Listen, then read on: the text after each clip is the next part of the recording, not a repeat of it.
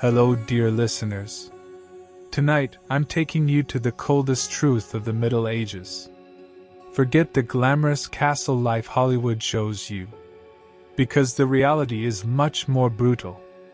Nobles shivering between stone walls, frozen wine goblets, and lords finding ice crystals in their beds in the morning.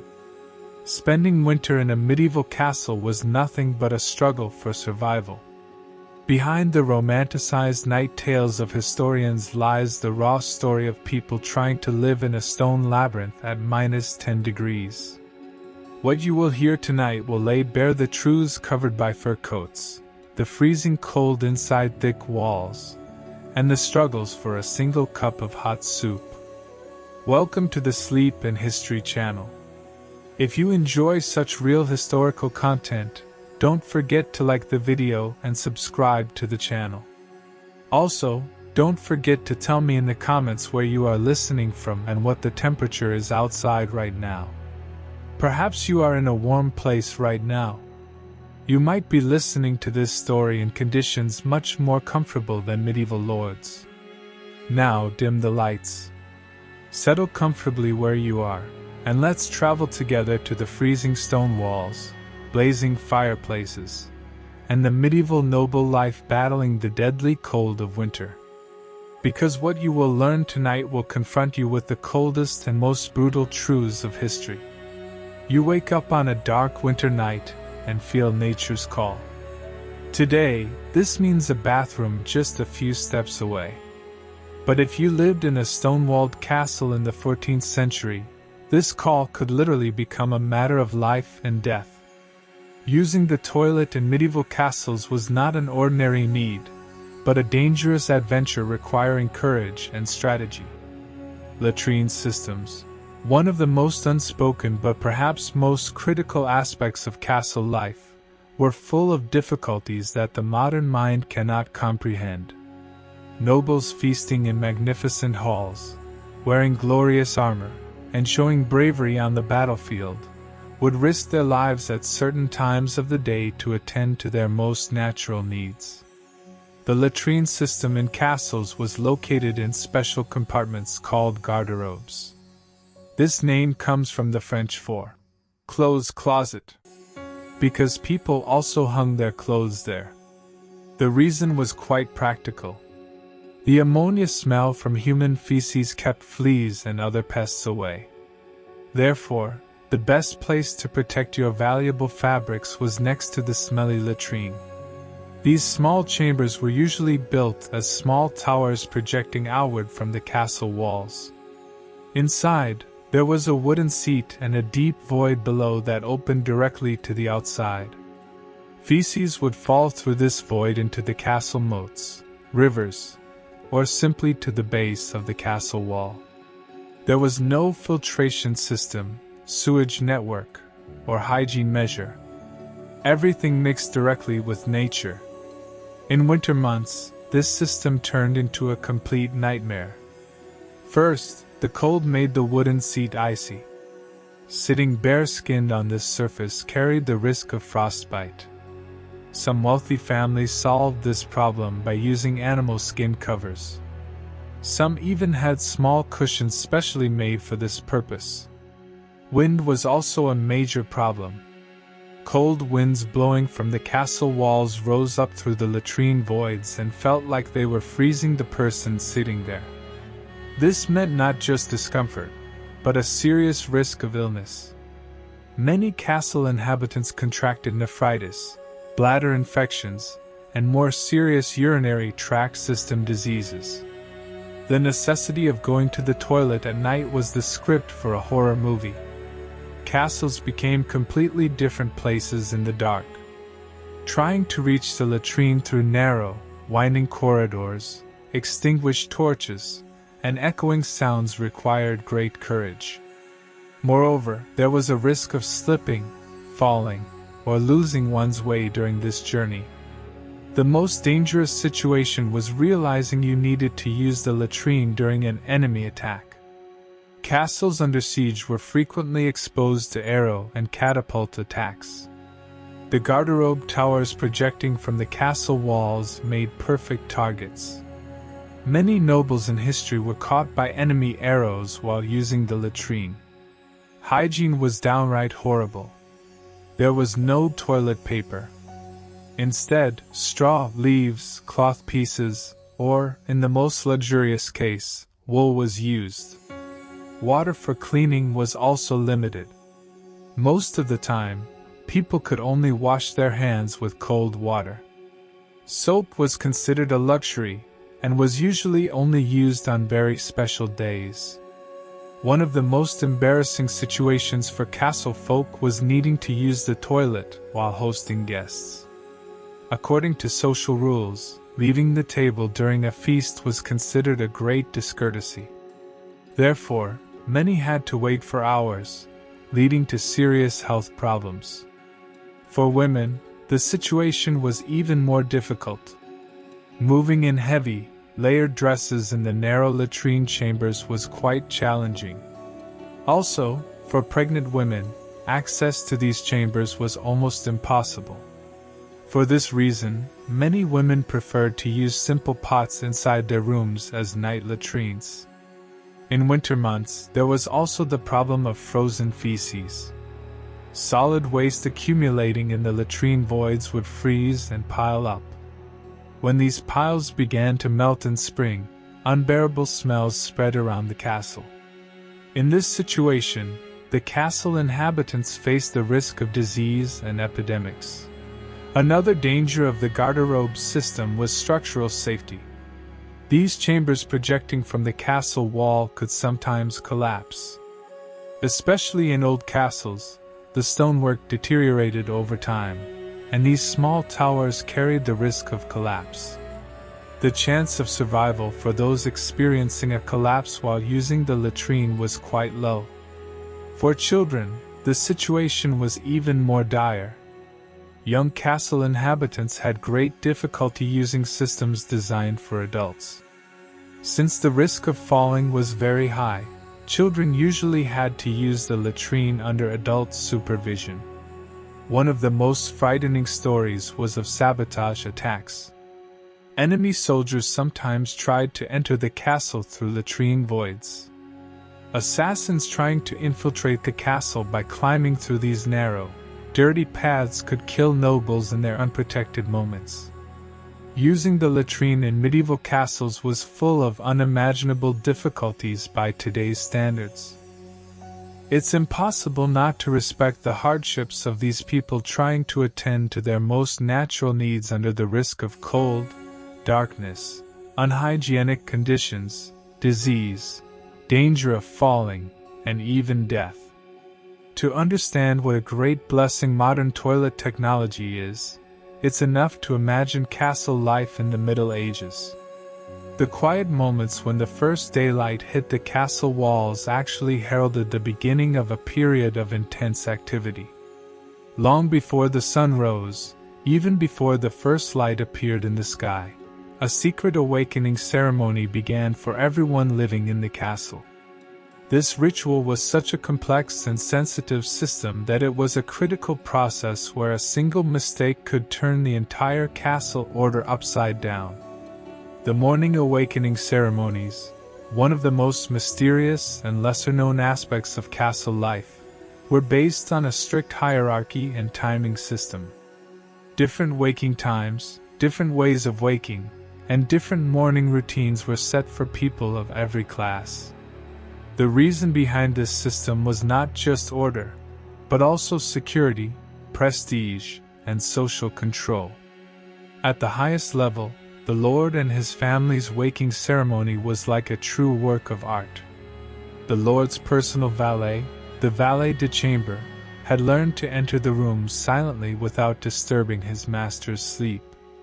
His first task was to revive the fireplace in the room and bring the room's temperature to an appropriate level. This operation was done so quietly that the Lord was not even awake yet. After the room warmed up, the valet approached the Lord's bedside and began the awakening process with a special ritual. This ritual was extremely gentle and respectful so as not to disturb the Lord's mood. First, he made his presence known with a light cough. Then he started speaking with predetermined phrases like, "My Lord, the new day is beginning." The Lord's waking was also subject to a certain protocol. He didn't get out of bed directly. First, he read the morning prayer, then discussed the day's plans with his valet. During this process, room servants silently prepared clothes and sent word to the kitchen for breakfast service. The lady's awakening ceremony was even more complex. Her personal maid, the chambermaid, was responsible for coordinating her mistress's beauty routines and clothing preparations. The lady's waking meant not just getting up but also preparing the first appearance of the day. Hairstyling, facial care, and dress selection were a long process starting in the early morning hours. Children, according to their ages, were subject to different waking routines. Young princes and princesses were awakened by their nannies with special songs and stories. This was not just a show of affection, but also a psychological method to ensure children were emotionally prepared at the beginning of the day. The awakening ritual for knights and nobles had a more military character. These warriors, who woke before the morning call to prayer, trained and prepared in the first hours of the day. Armor checks, weapon maintenance, and horse preparation were integral parts of their morning routines. For the servant class, the awakening system worked completely differently. The lowest level servants rose in the last hours of the night and began working to make the entire castle ready before dawn. Kitchen servants lit fires, cleaning staff swept corridors, and gardeners fed animals. The most mysterious aspect of the door-knocking ritual was the strict system of rules about who could knock on which doors. Servants could not knock on the Lord's door directly. This duty belonged only to high-ranking valets. Similarly, lower-level staff did not have permission to approach the ladies' room.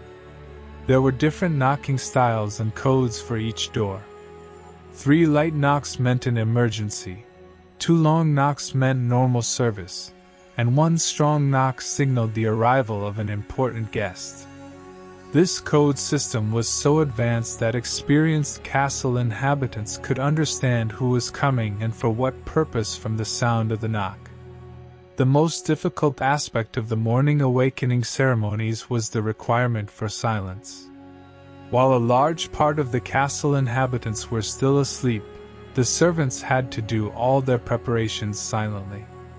Everything from footsteps to speaking sounds, from door opening and closing sounds to the sounds of moving objects, was kept under control. In winter months, these rituals became even more difficult. Cold air caused sounds to echo more clearly. Also, the longer darkness increased the use of candles and torches, creating a fire risk. While servants tried not to fall on frozen stairs, they also tried not to neglect their duties. Religious rituals were also an important part of the morning awakening ceremonies. The morning mass in the castle chapel was a sacred moment that united everyone around a common purpose.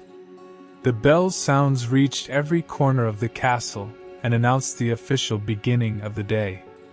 Dining hall preparation was the most critical aspect of the morning rituals. Table setting, food temperature, and service timing had to be perfect. By the time the Lord and his family sat at the breakfast table, all preparations had to be completed. Security checks were also indispensable parts of the morning routines. The handover from night watchman to the day guard was vital for the continuity of castle security. Door checks, wall inspections, and weapon depot checks were repeated every morning. One of the most interesting rituals was the weather divination practice. Experienced castle inhabitants tried to predict the day's weather by observing the sky, wind direction, and animal behavior. This information was very important for daily work planning. The social dimension of the morning awakening ceremonies was also quite remarkable. During these rituals, daily gossip was shared among castle inhabitants, new news spread, and social networks strengthened. Servant women met in the kitchen, while male servants gathered in the stables. The dawn rituals in medieval castles formed an extremely complex and detailed system when viewed through today's lens. Living through these morning ceremonies, where every move was calculated, every sound controlled, and every behavior according to protocol, was a difficult experience requiring discipline and harmony. When you approach the magnificent dining table in the middle of the great hall, the smell that hits your nose is not the delicious food aroma you expect. A nauseating wave of sour wine, moldy bread, and meat of uncertain origin welcomes you. Welcome to medieval castle tables. Here is a world where hunger is stronger than luxury and survival comes before taste pleasure. The drama that took place in castle kitchens during winter months has nothing to do with the lavish feasts shown in Hollywood movies. The truth is that finding fresh food during the freezing cold winter months that lasted for months was almost impossible. Castle inhabitants tried to survive with the preserves they prepared in summer, salted meats, and extremely questionable quality foods they had left. The wine story was particularly tragic. Large wine barrels were stored in castle cellars and literally froze on cold days. When frozen wine thawed, the fermentation process was disrupted, the drink soured, and became undrinkable. But since there was no alternative, this soured, sometimes vinegar-like liquid still found its place on the tables. Even wealthy nobles tried to drink their frozen wines by heating them and adding spices. The meat situation was even more frightening. Meats trying to be preserved by salting and drying methods became unrecognizable by the end of winter. Too much salt made the meat mummy-hard, while too little led to decay. Often, cooks had to taste the meat to determine if it was spoiled. Meats with changed color, smell, and texture were tried to be hidden under intense spices and sauces. The bread situation was perhaps the most tragic. Due to moisture and cold, breads molded very quickly. Moldy parts of molded breads were scraped off, and the remaining pieces were tried to be recooked. Sometimes the mold was so widespread that more than half of the breads had to be thrown away. In this case, castle inhabitants had to eat strange mixtures made with cornmeal, bitter herbs, and even wood shavings. Dairy products were a complete gamble. Cheeses that were too hard were tried to be cut with a saw. When too soft, they spoiled, emitting a bad smell. Butter usually tasted bitter, and milk soured. Cooks tried various methods to salvage these products. But most of the time, the result was disappointment. The vegetable situation was even more dire. Finding fresh vegetables in the middle of winter was impossible. Rotten parts of onions, carrots, and cabbages stored in castle pantries were cut and thrown away, and the remaining parts were used in meals. Sometimes, after cleaning the rotten part of the vegetable, the remaining piece was so small that it could only be used for flavor. The fish situation was particularly absurd. Salted fish became rock-hard by the end of winter and emitted a horrible smell. To make these fish edible, they had to be soaked in water for days, pounded, and heavily spiced. The resulting thing resembled a spice pile more than fish. The most interesting salvage operations took place in the kitchen. Cooks showed incredible creativity to make spoiled foods edible. Rotten meats were boiled for a long time, then fried. Then piles of spices were added and covered with sauces. The goal was not taste but to relieve hunger. At large feasts, the situation became even more tragicomic. The host lord, who had to serve the best food to his guests, expected miracles from his cooks. The cooks, sweating while trying to create masterpieces with their spoiled materials, sometimes ended up with dishes that looked impressive but tasted horrible. For children, the situation was even more tragic. Their small stomachs couldn't handle this heavy and spoiled food, and they constantly fell ill.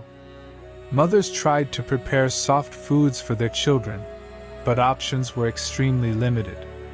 Most of the time, children were fed with bread, water, and diluted soup. The servants' situation was even worse. They got the leftovers and the most spoiled parts of the meals prepared for the nobles. Even kitchen garbage was considered valuable, and edible parts were searched. Bone broth, bread crumbs, and vegetable peels were the basic ingredients of servant tables.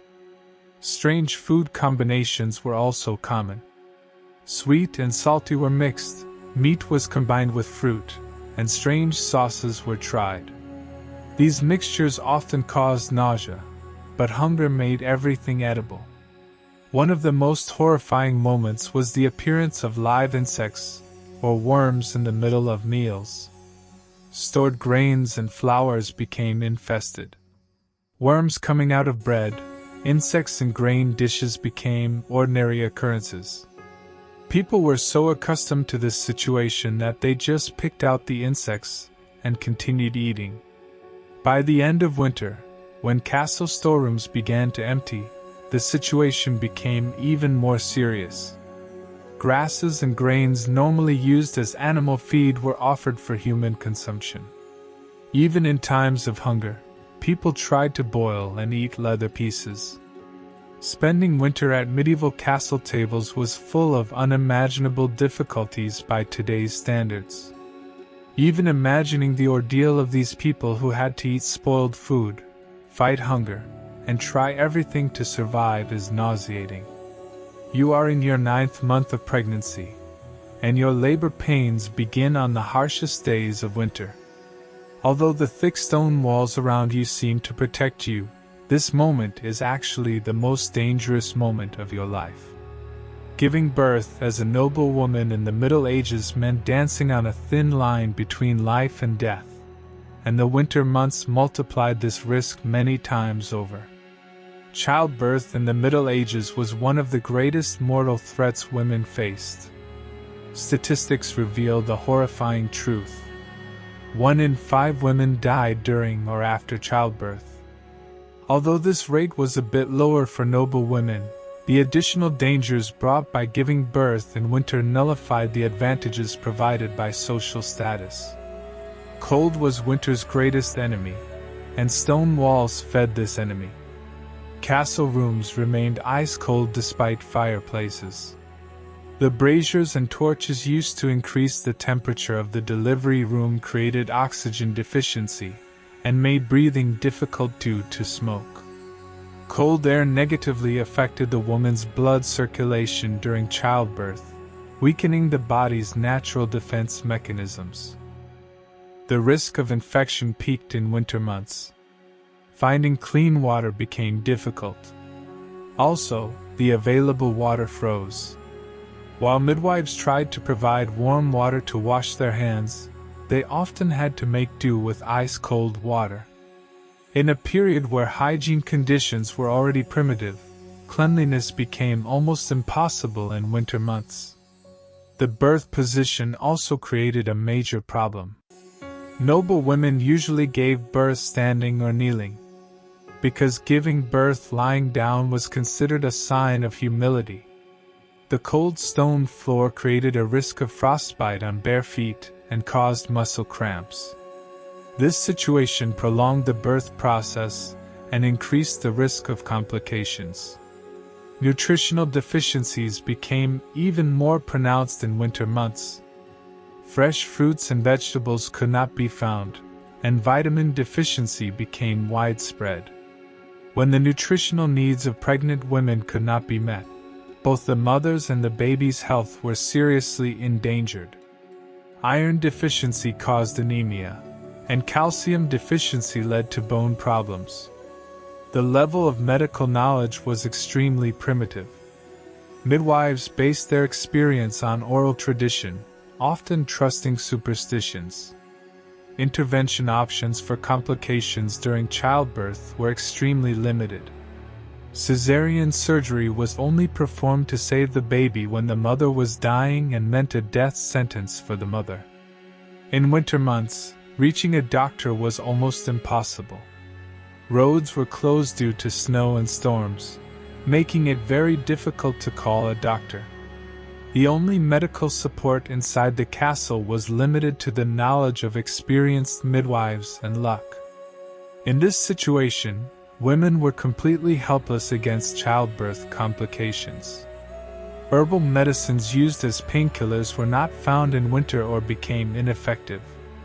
Pain-relieving plants like poppy, lemon balm, and chamomile lost their function when not fresh.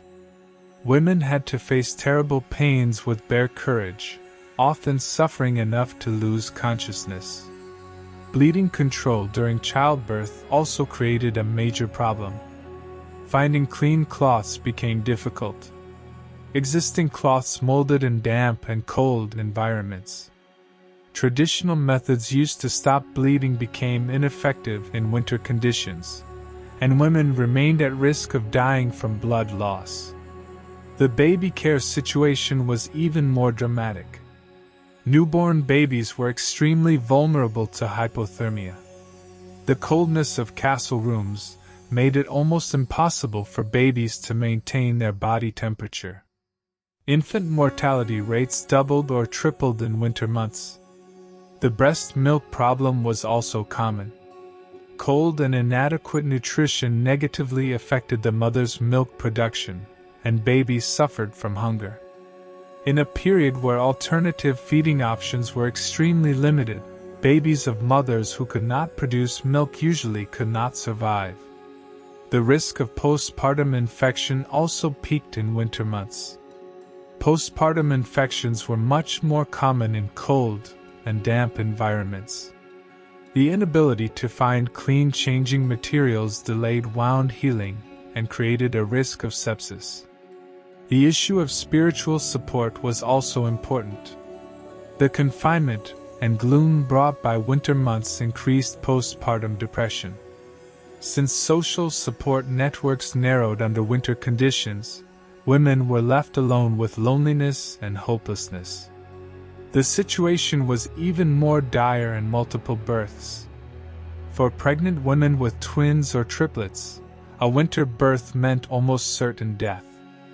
The chances of survival for both the mother and the babies dropped to a minimal level.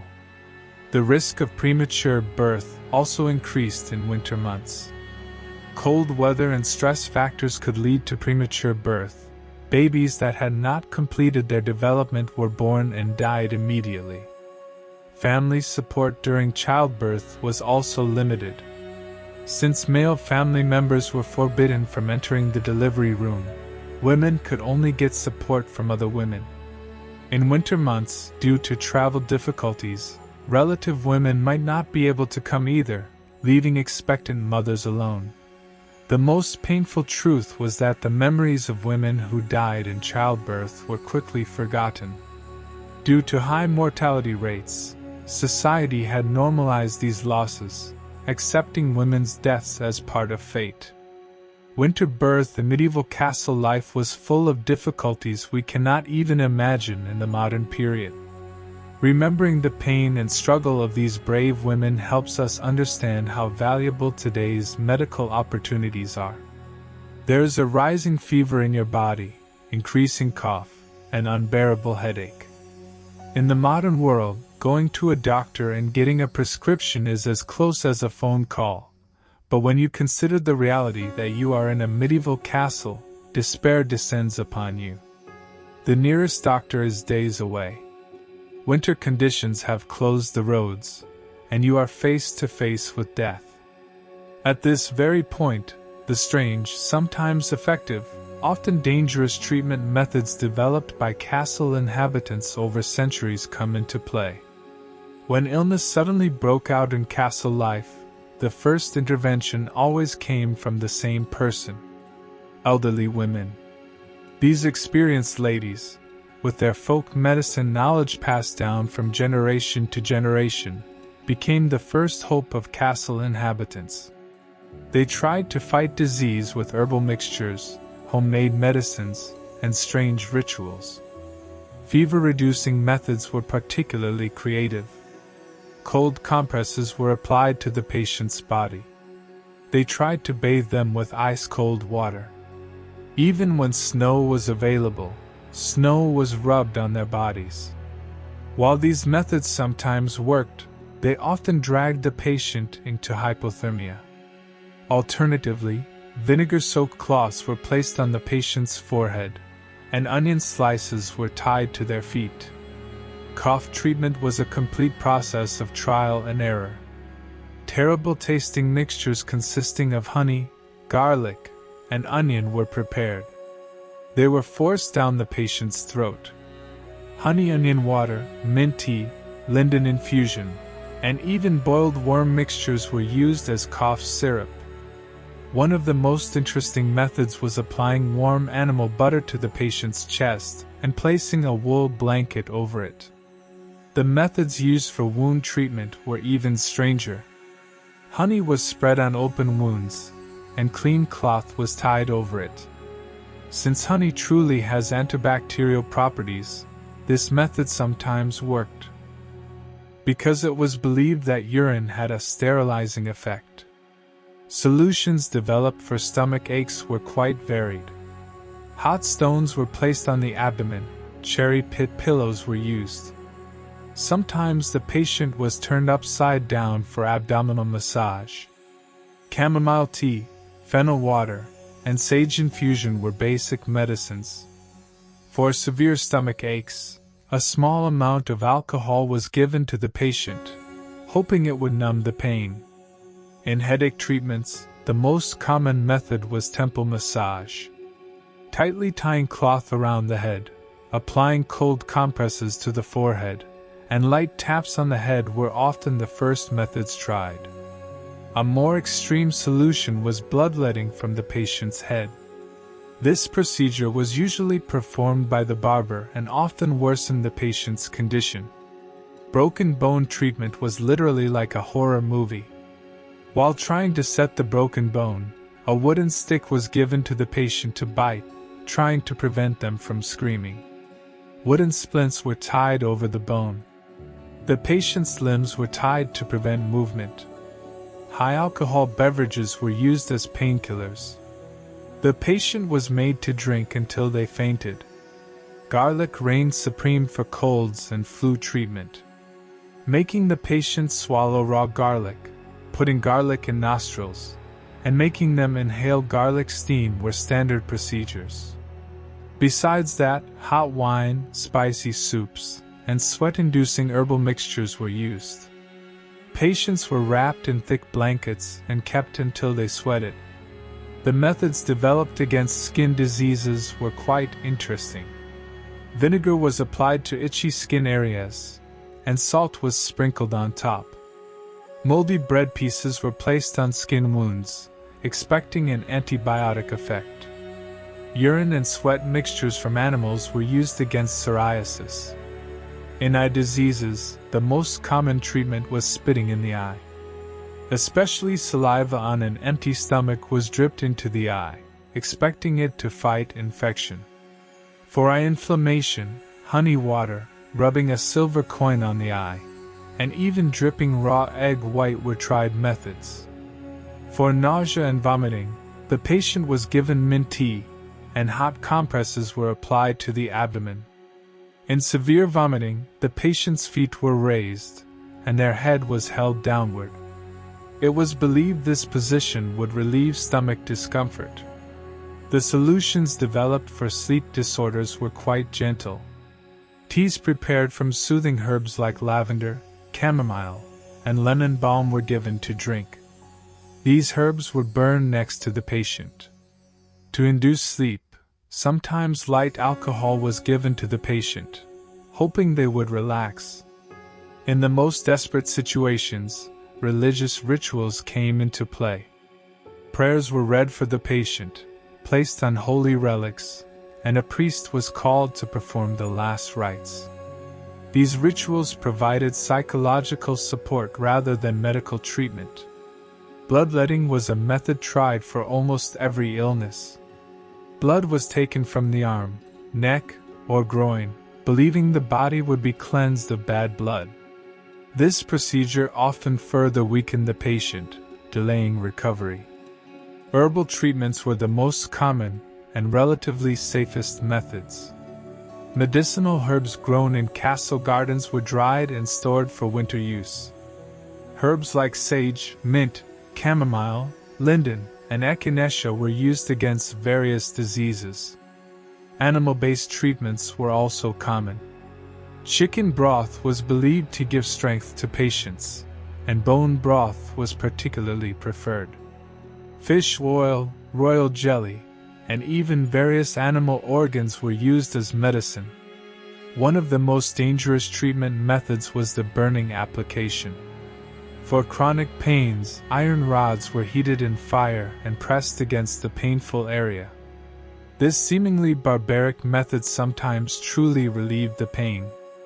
Fighting disease without a doctor in medieval castles was carried on with methods that were primitive by today's standards but creative.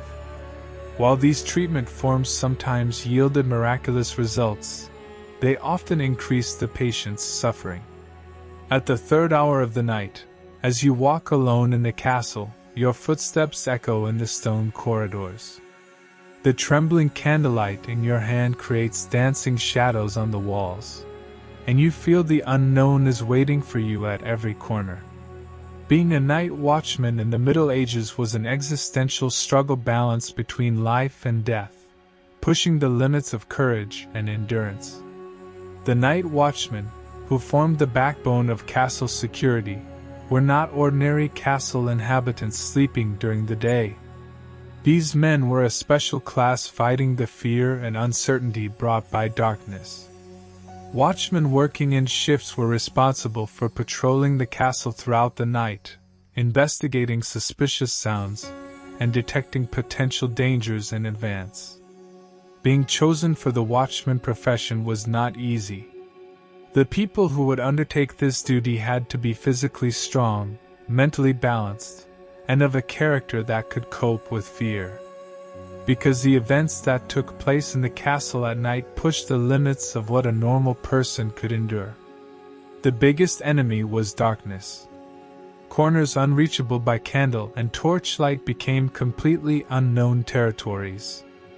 Watchmen had to be constantly on alert while moving in these dark areas. Enemy agents, thieves, or worse, assassins hiding among shadows could attack at any moment. The most frightening aspect of the night shift was silence. After the hustle and bustle of the day, the absolute silence of the night amplified even the smallest sounds. The scurrying of a mouse, the wind hitting a window shutter, or the creaking of old wood was enough to alert the watchman. Patrolling the dungeon section was one of the most difficult tasks. The dark cells where prisoners were held were filled with the smell of decay and cries of desperation. While patrolling this section, watchmen had to prevent prisoners' escape attempts while also ensuring their own security. Some prisoners tried to trap the watchmen, using every trick to gain their freedom. Walking on tower stairs required a separate ordeal. Climbing narrow and steep stairs with heavy armor and weapons was a tough sport. Moreover, the risk of slipping on these stairs was very high. The chance of survival for a watchman who fell was minimal. Weather conditions were the watchman's greatest test. Patrolling on wall walks on snowy nights meant keeping watch under the risk of freezing. Strong winds extinguished torches, forcing watchmen to remain in complete darkness. In these situations, protecting both themselves and the castle became almost impossible. Loneliness throughout the night created great psychological pressure. Watchmen who spent hours without talking to anyone, alone with their own thoughts, could start seeing hallucinations over time. These situations arising from the combination of fatigue and stress made it difficult for watchmen to do their jobs. The most dangerous moments were when suspicious sounds needed to be investigated. When a strange noise was heard, the watchman had to go to that area alone. During this investigation, the risk of encountering enemy soldiers, thieves, or assailants was very high. Watchmen had to be both brave and extremely careful in these situations. The responsibility of sounding the alarm also created great stress. Warning the castle in a real moment of danger was the watchman's most critical duty. But sounding a false alarm also required serious punishment. In this situation, watchmen remained under constant decision-making pressure. Winter watchmen had to fight against hypothermia. Since thick clothing restricted mobility, watchmen tried to maintain their agility while fighting the cold. Using weapons with frozen fingers, walking on frozen stairs required great skill. One of the most terrible experiences among watchmen was witnessing death cases. Castle inhabitants who fell ill and died, those injured in accidents, or suspicious deaths were traumatic situations that watchmen had to cope with throughout the night. Also, night watchmen became witnesses to the secret affairs of castle inhabitants. Forbidden love affairs, secret meetings, intrigues, and conspiracies did not escape their eyes. These situations put watchmen in difficult positions, making them unsure whose side to take. Nutrition was also an important problem. Eating regularly during the night watch was impossible. Watchmen were forced to go hungry except for the small amount of food they carried with them. This situation reduced concentration and slowed reaction time. Watchmen with completely disrupted sleep patterns could not sleep well during the day. The noise inside the castle, the hustle and bustle of daily life, and the constant pressure to stay awake physically wore out the watchman. One of the greatest fears was the possibility of encountering supernatural events. Since the superstitions of medieval people were very strong, watchmen thought they might encounter spirits, ghosts, or demonic beings at night. These fears created more stress than real dangers.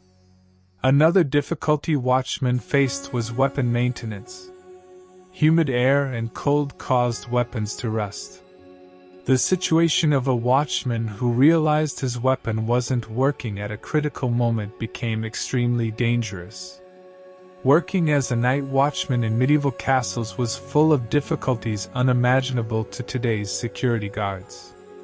The struggle these brave men gave for castle security at night turned them into real heroes. Whispers are heard among the wind sounds seeping through thick stone walls on a cold winter night. These are not just sounds made by the wind. Whispers of forbidden loves, secret rendezvous, and dangerous betrayals. Winter season in medieval castles is not just a time to fight the cold, but also a period where passions born of confinement, taboos, and dramatic love stories peak. The confined life brought by living in the castle in winter intensified the emotional bonds between people. People stuck between the same walls for months began to see and feel details they wouldn't notice in normal times. The loves born in this atmosphere were both more intense and more dangerous. Forbidden relationships among the noble class created the riskiest situations. A secret relationship between a married lord and a young lady, when discovered, could turn not just into a moral scandal but also a political crisis. Especially among noble families bound by political marriages, such situations could break alliances and even lead to wars. The emotional conflicts experienced by ladies were particularly tragic. These women, married to men they didn't love for political reasons, could seek true love elsewhere. Platonic loves for young knights, handsome musicians, or even men from lower classes sometimes turned into physical relationships, causing scandals to erupt. Romantic relationships among the servant class seemed freer but carried their own risks. Relationships between servants of different status could disrupt the castle hierarchy and turn the work order upside down. Especially relationships of high-ranking servants with lower-level ones were not looked upon favorably. The most dangerous situation was relationships that cross classes. A secret love between a noble lady and a common soldier, or a lord's daughter with a servant, could have terrible consequences when discovered. The lower-class man would be either killed or exiled. The woman could be completely ostracized by her family. Organizing secret rendezvous on long winter nights became both easier and more difficult. Since darkness fell early, moving secretly became easier, but cold weather made open-air meetings almost impossible. Lovers had to meet in enclosed spaces to warm up, increasing the risk of getting caught. Secret letters were the most common way of expressing love in winter months. The elite who could read and write conveyed their feelings through letters. These letters were usually carried by trusted servants and kept in great secrecy. But a letter falling into the wrong hands could turn the lives of the people involved upside down. The ways betrayals were discovered were quite varied. Sometimes rivals acting out of jealousy reported it. Sometimes situations witnessed by chance were exposed. The most painful discoveries were made when spouses witnessed with their own eyes. Religious authorities took quite strict stances against these situations. Church law punished adultery with heavy penalties, especially targeting women. Because of these relationships considered sinful, women could be confined to monasteries, men could be exiled. The gossip network inside the castle played a big role in spreading love and betrayal stories. Rumors spread among servant women quickly reached the entire castle, and even untrue stories could create great dramas. Children were the most innocent victims of these situations. Children born from forbidden relationships were ostracized by society and had to bear the stigma of illegitimacy. The future of these children was usually uncertain. Increased alcohol consumption in winter months also caused an increase in forbidden relationships.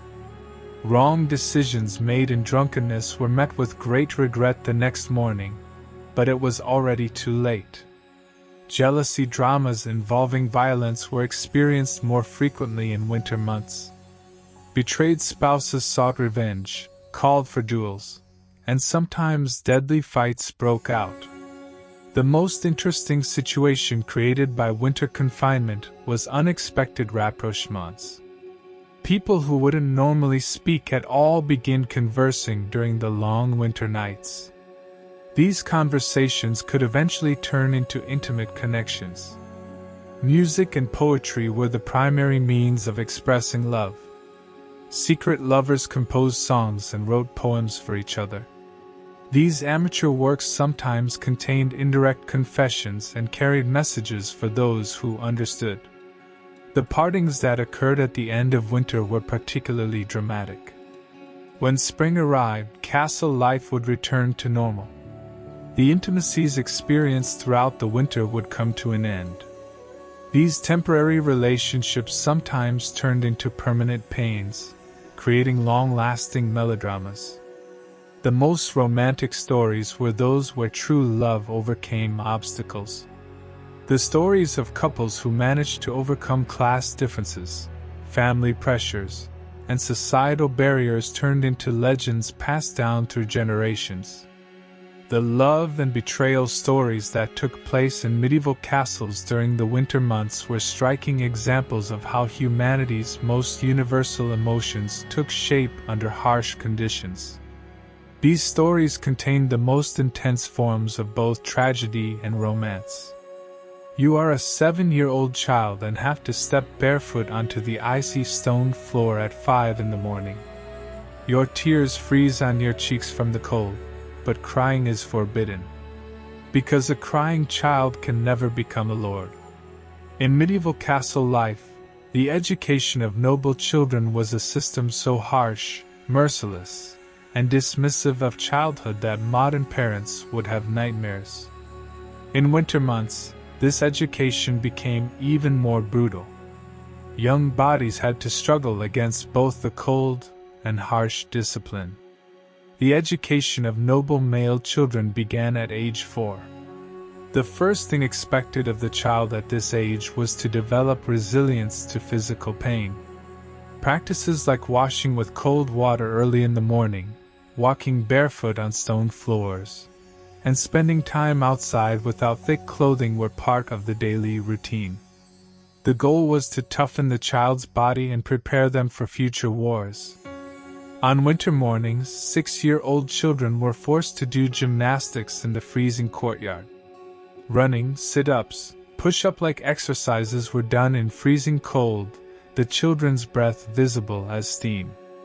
Children who fainted or cried during these trainings were punished and subjected to even harsher exercises. Combat training began at age 3 with wooden swords.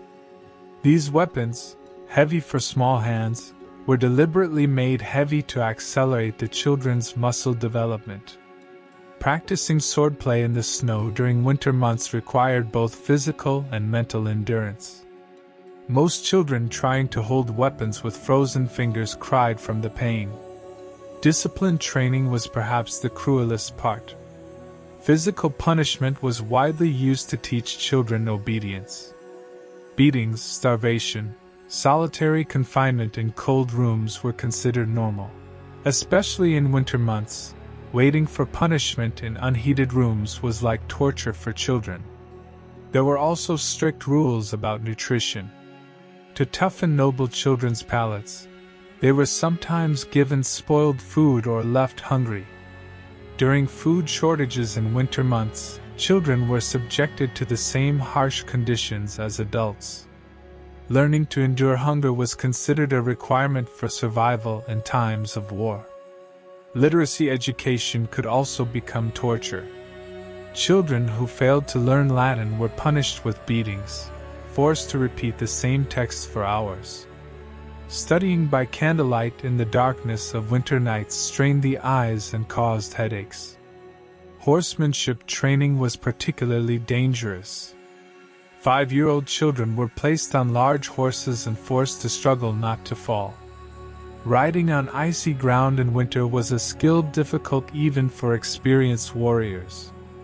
Children falling and getting injured was considered ordinary. Training in social hierarchy also began at a very young age.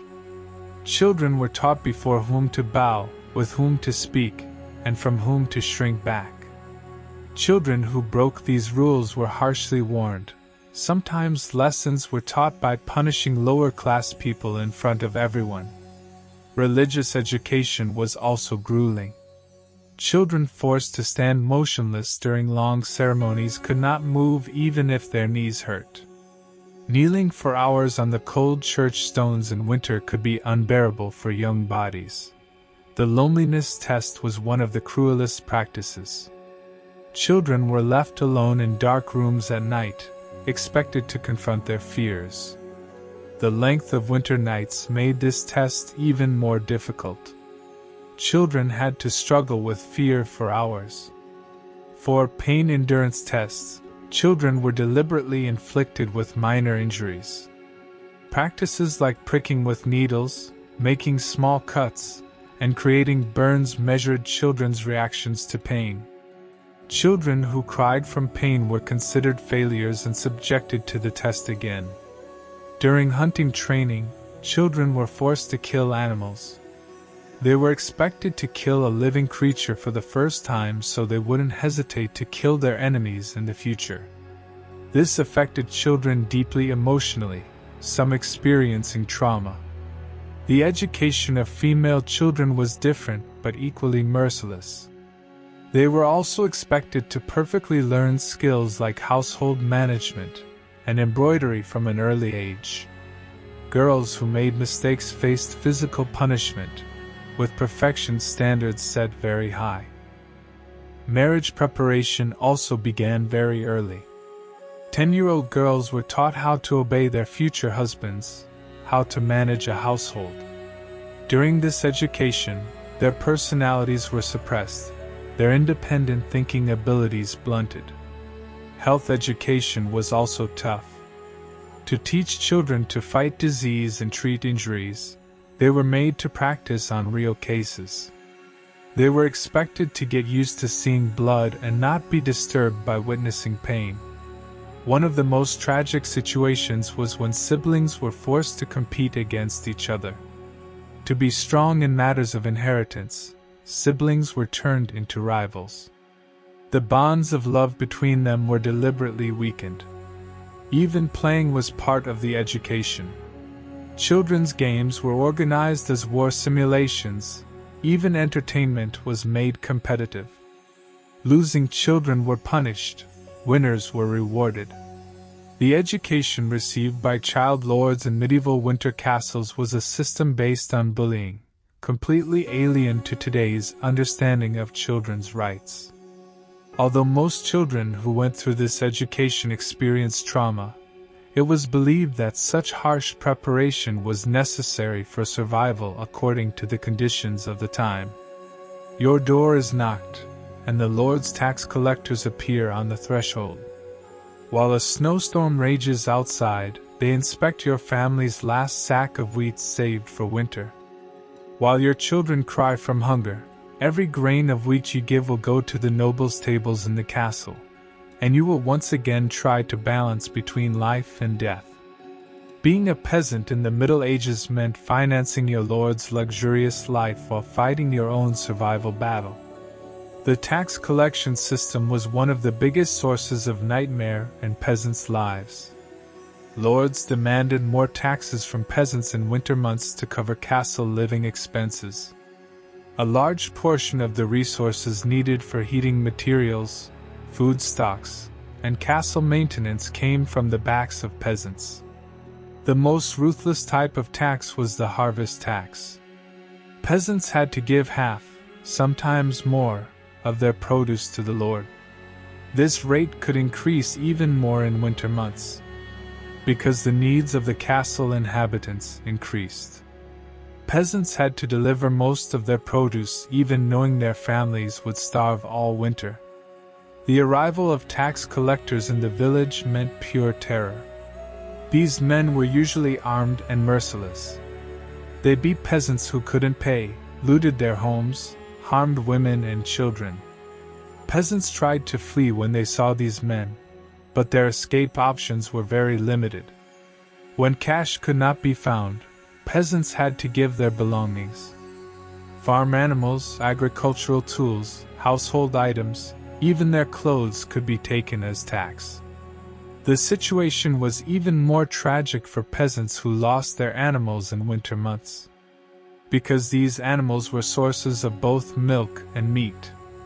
One of the most horrific situations was the child tax. Lords sometimes demanded children from peasant families, taking them as castle servants. This practice was technically considered a tax but was no different from slavery. Families risked never seeing their children again. Tax collection became even more cruel in winter months. Cold weather conditions broke the peasants' resistance, increasing the risk of death for the sick and elderly. But tax collectors didn't care about this, insisting on collecting the determined amounts. The woman tax was particularly shameful. Unmarried young women were charged a spinster tax, while married women were demanded a fertility tax. When these taxes couldn't be paid, women were subjected to physical violence, sometimes raped. Peasants' attempts to evade tax were very risky games. Peasants trying to hide their produce faced very severe punishments when caught. Beatings, imprisonment, confiscation of property, and even the death penalty could be given. The most despotic lords arbitrarily increased tax amounts. Extra taxes were demanded from peasants for reasons like castle construction, war preparations, wedding ceremonies. These demands could not be refused. Peasants were burdened with extra weight for every whim of their lords. A borrowing system developed among peasants to pay taxes. Families unable to pay borrowed from neighbors, but repaying these debts often became impossible. Families caught in the debt spiral eventually lost their property, becoming completely destitute. Harassment of peasant women during tax collection was common. Tax collectors abused their power to exploit women, silencing protesting men with death threats. Peasant women were subjected to both economic and sexual exploitation. Even when deaths increased due to disease and hunger, tax collection didn't stop. The families of the deceased inherited tax debts. Therefore, even death brought no salvation. Children had to pay their parents' tax debts. Peasants' resistance attempts were very rare and very dangerous. Tax revolts were brutally suppressed, rebels executed. Since peasants' organizing opportunities were limited, collective resistance was almost impossible. One of the most insidious types of tax was the road tax. Peasants had to pay taxes even when moving within their own lands. Going to market, visiting relatives, even fetching water was taxed. In winter months, peasants unable to pay taxes sometimes had to break up their families. Children were given to different families, family unity destroyed. This situation psychologically crushed peasants, destroying their hopes. Tax collectors tore houses apart searching for peasants' hidden wealth. During these searches, household items were broken, women's valuable belongings stolen, family privacy mocked. One of the most tragic situations emerged when peasants had to sell their own children to pay taxes. Children sold to slave traders could never return to their families. This pain lasted a lifetime. The torture of peasants trying to evade tax was considered normal. Methods like water torture, beating, burning were used to force peasants to reveal their money. Some died during these tortures. The tax burden on peasants was so heavy that often 80% of what they produced was taken as tax. The remaining amount wasn't enough to feed the family, and peasants lived constantly on the brink of starvation. The tax oppression suffered by medieval peasants exceeded the dimensions of today's understanding of justice. The suffering of these people remained as painful memories, showing how valuable the concept of social justice is. Whispers are heard among the crackling sounds of the fire. What appears to be an intimate conversation of nobles gathered around the fireplace in the castle's great hall is actually a deadly council where bloody conspiracies are plotted. The betrayal plans hidden on faces dancing in the flame light determine which lord will die tomorrow, which throne will change hands. The length of winter nights provided the perfect setting for these dark games. In medieval castle life, the fireplace was not just a warming place. It was a sacred area where political power was exercised, alliances were made and broken, and death orders were given. Words spoken under the hypnotic effect of fire could determine the fate of empires. The ideal time for plotting was winter evenings. Long nights, cold weather, and confined living conditions created perfect opportunities for secret meetings. During these periods when connection with the outside world was cut, conspirators could move comfortably, developing their plans without anyone noticing. The political circles established around the fireplace had a strict hierarchy. The most powerful lords sat in the chair closest to the fire, others distanced themselves according to their power. This seating arrangement carried political messages, showing who was allied with whom. The masters of assassination plans were the old lords. These men, who had gained experience over years, developed extremely sophisticated methods to eliminate enemies. Poison, murders disguised as accidents, secret stabbings, and even deaths resembling suicide through psychological pressure were planned. The most dangerous conversations were made while sitting opposite each other in the dining hall. The shadows created by flame light hid facial expressions, making it difficult to understand the speaker's true intentions. This shadow play worked in the conspirators' favor and provided secrecy. Female conspirators were particularly dangerous. Noble ladies used this power, underestimated by men, to their own advantage, surprising their enemies. Women who appeared to be embroidering by the fireplace were actually plotting bloodshed plans. Fireplace meetings played a big role in the art of alliance making. Two enemy lords could become close in the warmth of the fire and cooperate for common interests. But these alliances were usually temporary. They would betray each other at the first opportunity. Poison was the most common assassination method. Poison could be mixed into wine drunk, food eaten, or even air breathed by the fireplace. Poisonous substances were usually obtained from natural-looking plant extracts and were very difficult to detect. Spies were an indispensable part of fireplace meetings. Spies disguised as servants listened to conversations and relayed important information to their masters. Sometimes there were multiple spies in the same meeting, performing their duties without knowing each other. The most dangerous plans were long-term ones. It was necessary to track an enemy for years, learn their habits, and wait for their weakest moment. These long-term plans made by the fireplace were executed with patience and coolness. Letter games were also a common intrigue method.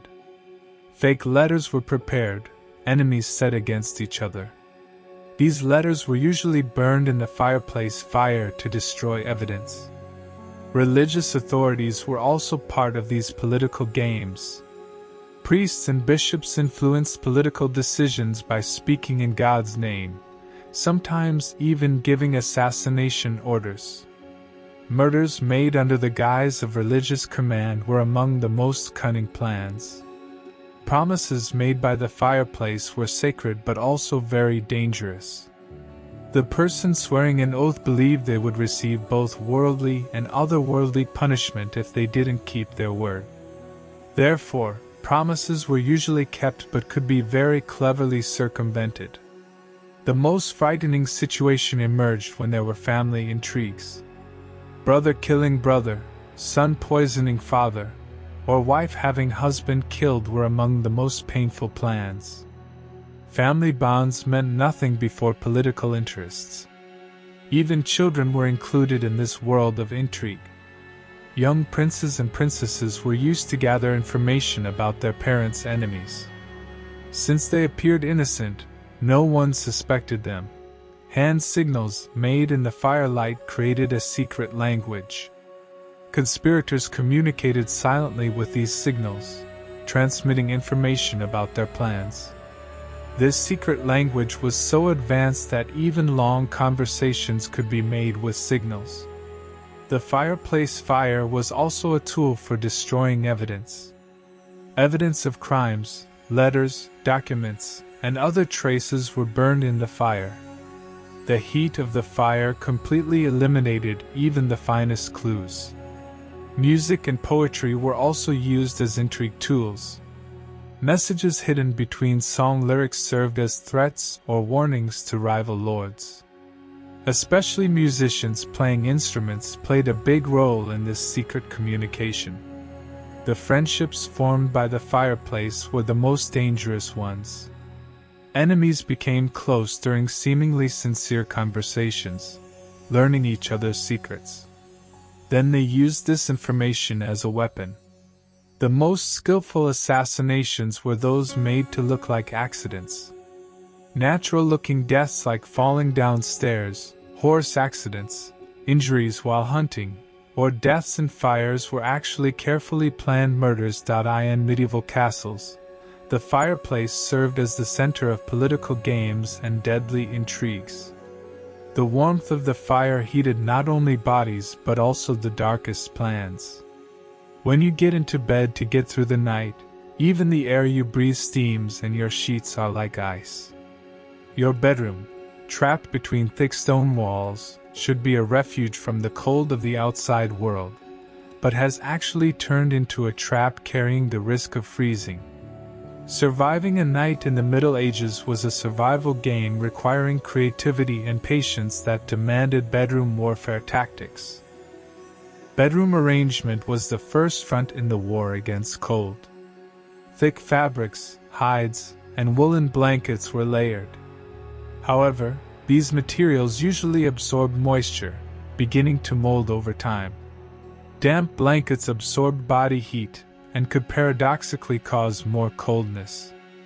Beds were usually built high off the ground, because cold air sank downward. High bed frames allowed placing heat sources underneath. Some wealthy families placed charcoal braziers under the bed or even hid hot brick pieces. While these methods were effective, they also carried fire risk. The most common heating technique was the hot stone application. Stones heated in the fireplace were wrapped in thick cloths and placed at the foot of the bed. These stones gave off heat for hours, keeping feet warm. However, stones that were too hot could create burn risk, while those too cold were useless. Bed sharing was one of the most practical solutions. Spouses, children, even trusted servants shared the same bed, combining body heat. This practice was not just for warmth but also for security. Being alone on long winter nights was challenging both physically and mentally. Various techniques had been developed to preserve breath heat. Pulling the blanket to cover the face kept breath underneath, creating natural warmth. However, this method could lead to oxygen deficiency, sometimes creating risk of suffocation. Clothing strategies were quite complex. Wearing very thick clothes restricted mobility and caused sweating. When sweating stopped, the body lost more heat.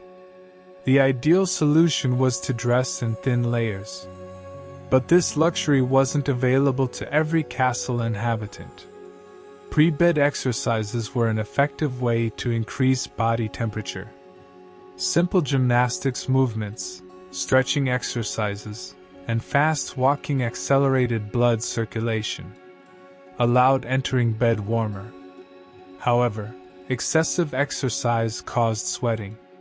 This could have the opposite effect. Hot drinks were an important part of the pre-night ritual. Spiced wine, hot milk, herbal teas increased body temperature from within. Usually heating spices like honey, cinnamon, and cloves were added, trying to strengthen their effects. Arranging bedding also required art. Thin blankets were placed at the bottom, thick and heavy blankets on top. This layering system created air pockets, increasing insulation effect. The edges of blankets were tightly closed, preventing cold air from entering. Bedroom ventilation required a delicate balance. A completely closed room caused stuffiness and headaches. Too much ventilation let heat escape. Minimal ventilation was attempted by leaving small air holes. Fighting winter depression was also an important factor affecting sleep quality. Long dark nights spoiled mood, leading to sleep disorders. Activities like reading by candle, listening to music, and conversation helped keep morale high. Special measures were taken for children. Since young children lost heat faster than adults, extra protection was needed. Children were usually placed between parents, ensuring they benefited maximally from body heat. The situation was even more critical for elderly castle inhabitants. Old age slowed blood circulation, reducing resistance to cold. Special heating methods were applied for these people, keeping them under constant control. When ill, sleep strategies changed completely. Feverish patients might need to be kept cool, while those with chills required extra heating measures. In case of illness, sleep was considered an important part of treatment. Security concerns also affected sleep patterns. Securely closing doors and windows and keeping weapons within reachable distance were part of preparation for midnight attacks. Nightmares and sleep paralysis occurred more frequently on cold nights. Physical discomfort could turn into mental distress, causing frightening dreams. These situations lowered sleep quality, preventing rest. Morning awakening rituals were also part of the battle against ice. Getting out of bed required great courage. The body was suddenly exposed to cold air. Dressing quickly, warming up, and starting the daily routine were conditions for survival. Nights spent in medieval castle bedrooms were full of struggle stories showing how valuable today's comfort standards are. Being able to sleep under these harsh conditions was a real achievement.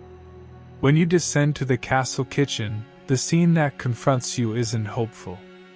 Decreasing supplies on storage shelves, frozen waters, and extinguished ovens await you. The responsibility of feeding the castle inhabitants rests on your shoulders. But the materials you have left are decreasing day by day, and their quality is deteriorating. Working in a medieval castle kitchen required the survival art of being a magician, creating miracles, and constantly facing death. The castle kitchen was one of the toughest work areas in winter. Thick stone walls kept the cold inside. Humidity levels were very high. Cooks had to work in a constantly wet and cold environment. Risk of frostbite on hands, danger of contracting disease, and constant physical fatigue were inseparable parts of kitchen life. Fire control was the heart of the kitchen, but also its greatest threat.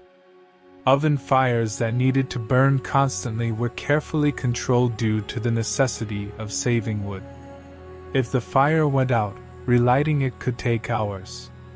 If burned too strongly, valuable wood was wasted. Maintaining this balance required years of experience.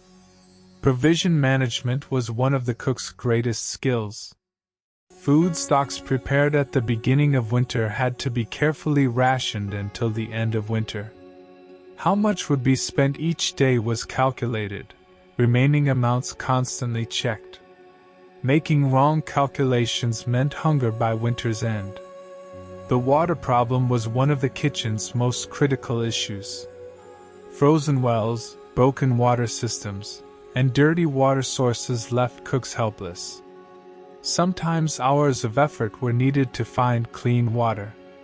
Carrying water was another torture.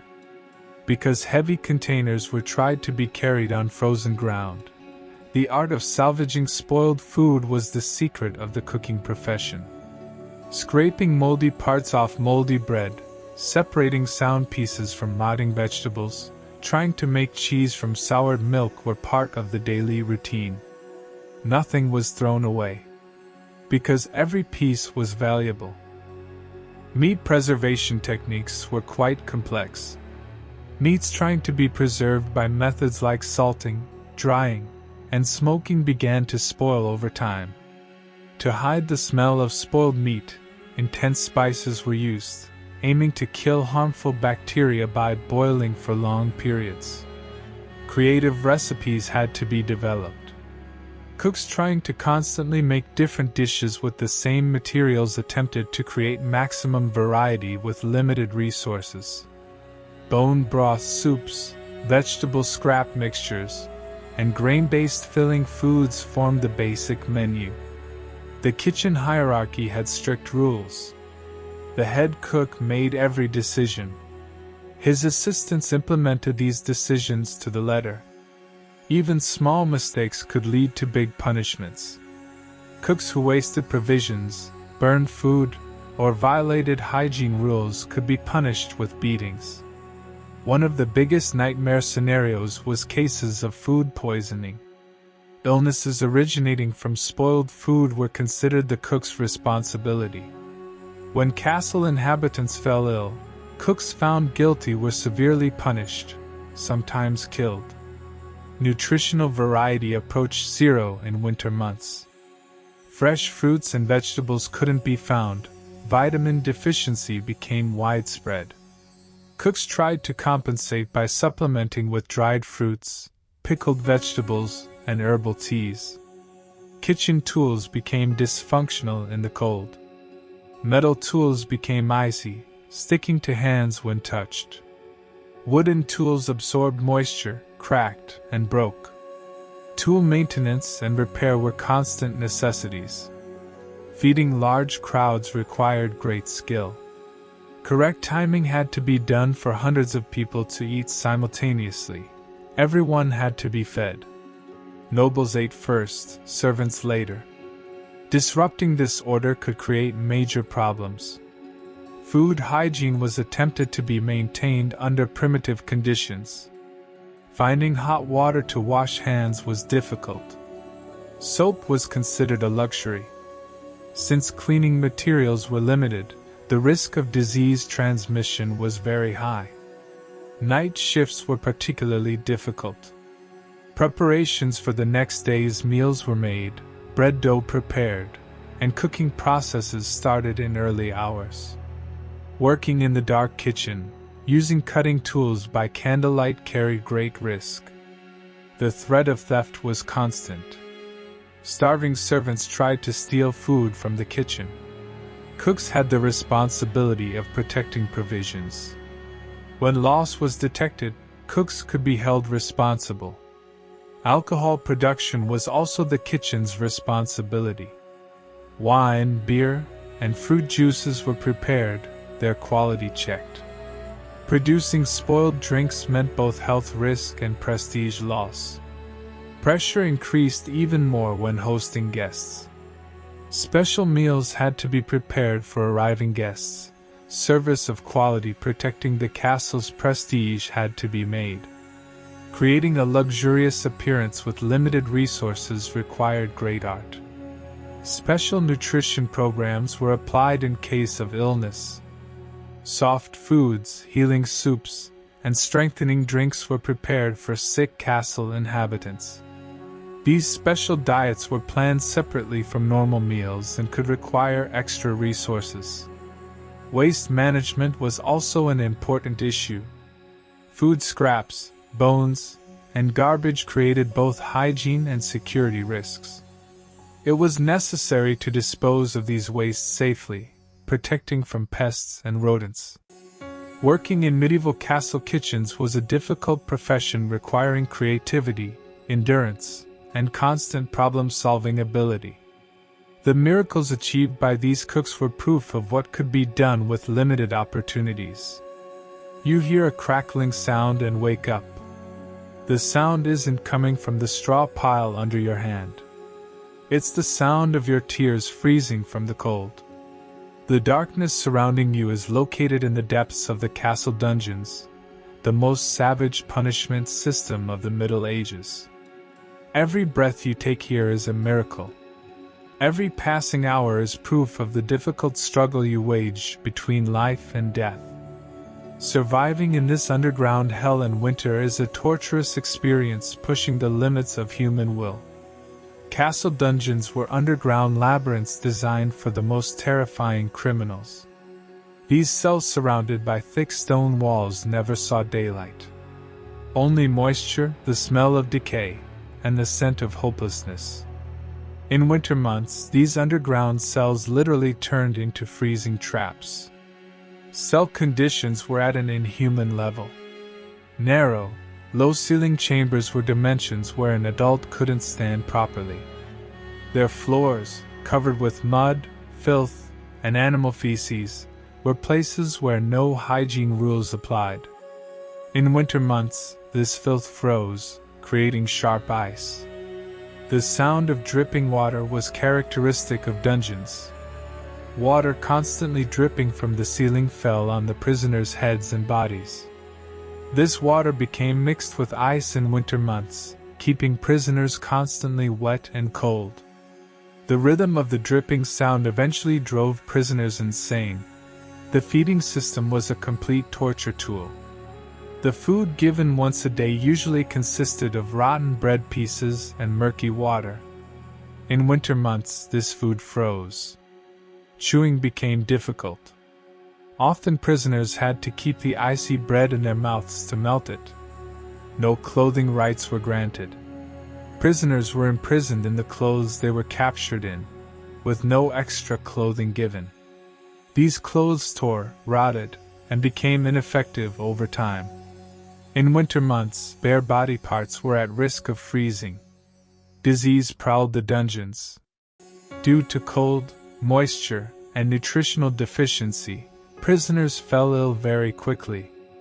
Colds, pneumonia, tuberculosis, and skin diseases were common. No treatment was applied to sick prisoners. They were left to die.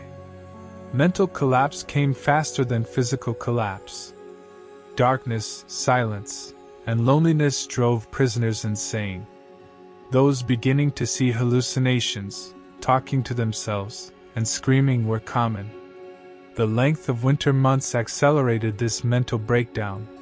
The most terrifying punishment method was water torture. Prisoners were immersed in dungeon waters, held until near drowning. In winter months, this torture became even more cruel.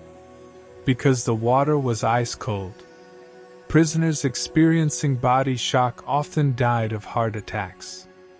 Dungeon guards were also merciless characters. These men disliked treating prisoners humanely, enjoying torture. Beatings, humiliation, and psychological pressure were part of their daily routine. They played games to turn prisoners against each other. Group cells were even more dangerous. Situations where multiple prisoners were kept in the same cell led to conflict and violence. Food fights, struggles for space, and the strong oppressing the weak occurred frequently. In winter months, these conflicts intensified even more. Death was a daily occurrence in dungeons. Those freezing to death, dying from disease, or committing suicide were considered ordinary. The corpses of the dead were sometimes left in cells for days, other prisoners forced to live with decaying corpses. Escape attempts were almost impossible. Thick walls, iron bars, and constant guard surveillance prevented escape. Prisoners caught attempting escape were given heavier punishments, sometimes killed. Communication was completely prohibited. Prisoners talking to each other, knocking on cell walls, or making any sound was forbidden. Those breaking this rule received mouth-gagging punishment, their speaking abilities taken away. Family visits were not permitted. Prisoners completely lost connection with the world, unable to hear from loved ones. This situation accelerated psychological collapse, breaking the will to live. The cruelest punishment types were chaining applications. Heavy chains were attached to prisoners' feet and hands, completely restricting movement ability. These chains became icy in winter months. Contact with skin created frostbite. Light deprivation blinded prisoners. People kept in darkness for months began to lose their vision. Prisoners seeing sunlight could experience burning and blindness in their eyes. Human dignity was attempted to be completely destroyed. Prisoners had to ask permission even for toilet needs. Often this permission wasn't given, forcing them to live in their own filth. Hope was attempted to be completely killed. Prisoners weren't told release dates. How long they would stay left uncertain.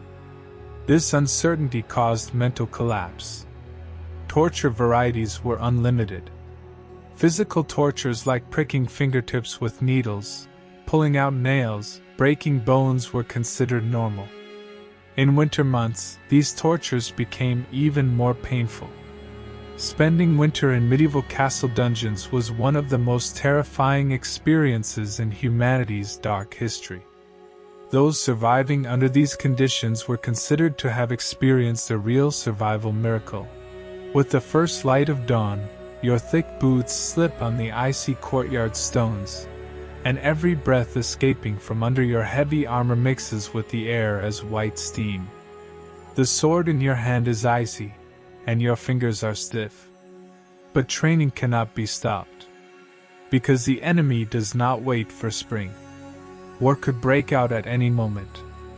For medieval knights, the winter months were not a time for rest but the toughest training period, and simply surviving this harsh preparation process was a victory in itself. Knight training intensified even more during winter months. Training under cold weather conditions simulated real combat conditions, because most battles were fought in winter months. Since enemy armies would also have to fight under the same harsh conditions, knights had to be prepared for these conditions. Morning training began before daybreak. Knights rose in the dark, taking their places in icy courtyards. The first exercise was running to increase body temperature. Running on icy ground created a risk of slipping but developed balance and agility. The process of donning armor took longer in winter months. Cold metal could stick to skin on contact. First, thick fabrics were worn, then armor pieces were attached one by one. This process could sometimes take an hour and required great concentration. Sword practice was the toughest part. Standing on icy ground while swinging a heavy sword required great skill. Holding a sword with frozen fingers was painful, but this pain had to be endured, because the same conditions would exist in real combat. Lance training was particularly dangerous. The maneuver of attacking with a lance from horseback on icy ground was very risky. Both horse and rider were in danger of falling. Therefore, winter training was done more carefully and in a controlled manner. Horsemanship training was one of the most difficult aspects in winter. Horses were also affected by the cold, behaving more nervously. Riding on icy ground created great danger for both horse and rider. Therefore, special horseshoes and anti-slip measures were taken. Shield practice required arm strength. Carrying a heavy shield for hours was tiring, but winter training developed this endurance.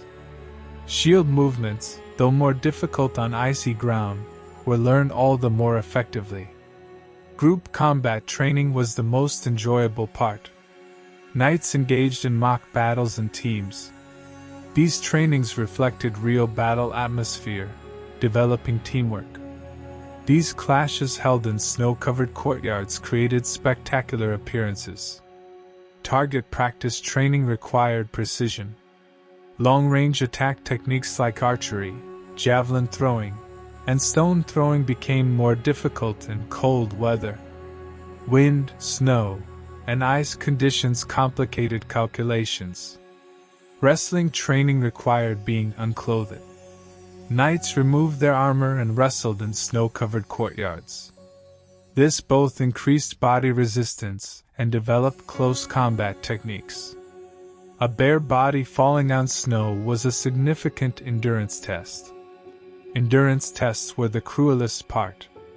Knights were forced to stand motionless for hours under the snow, their ability to endure cold tested. Those who fainted or gave up during these tests were considered failures. Weapon maintenance was the neglected part of winter training. Cold and moisture caused weapons to rust. Cleaning, oiling, and protecting weapons after training was mandatory. This maintenance routine was also part of the training. Tactics lessons were held indoors. Battle plans, enemy tactics, and defense strategies were taught. These lessons provided mental development and increased strategic thinking ability. Injuries were more frequent during winter training. Falls on icy ground, fractures, and dislocations were common. Learning to cope with these injuries was also part of the training. Pain had to be endured. Fighting had to continue while injured. Nutrition was an important part of training. Since knights consumed intensive calories, they needed rich nutrition.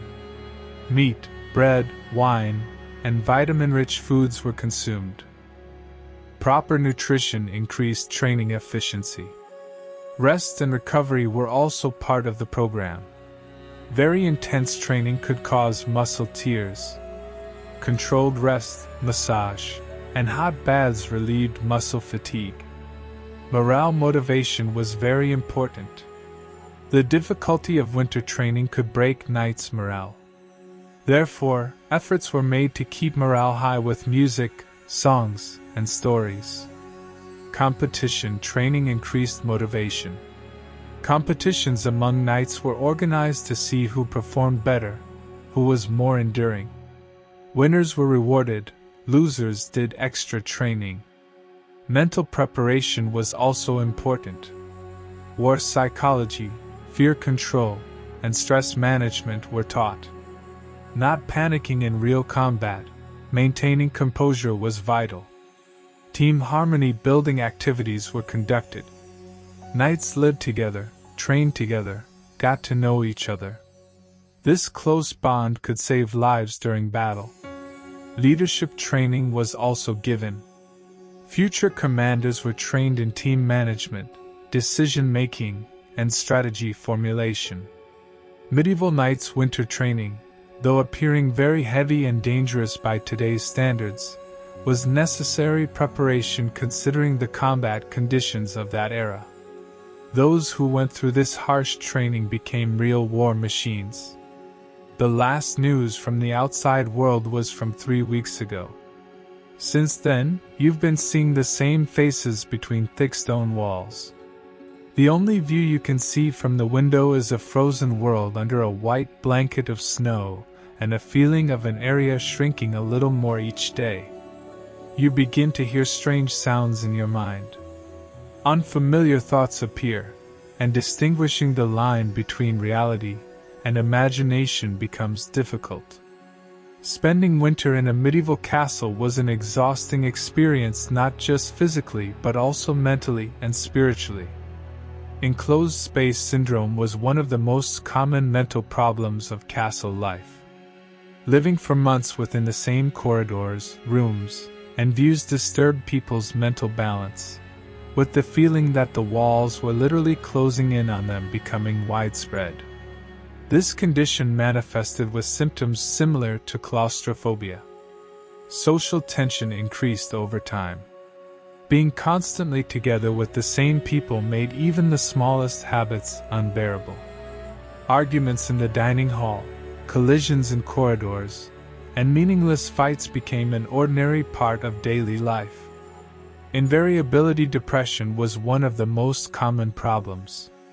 Repeating the same routines every day, being in the same environment negatively affected brain chemistry, creating a deep sense of hopelessness. People began questioning the meaning of life, couldn't imagine the future, and lost motivation. Sleep disorders affected almost everyone. The weakening of the day-night cycle, lack of artificial light, and constant stress disrupted sleep patterns. Insomnia led to hallucinations, irritability, and aggressive behavior. Communication disorders were also common.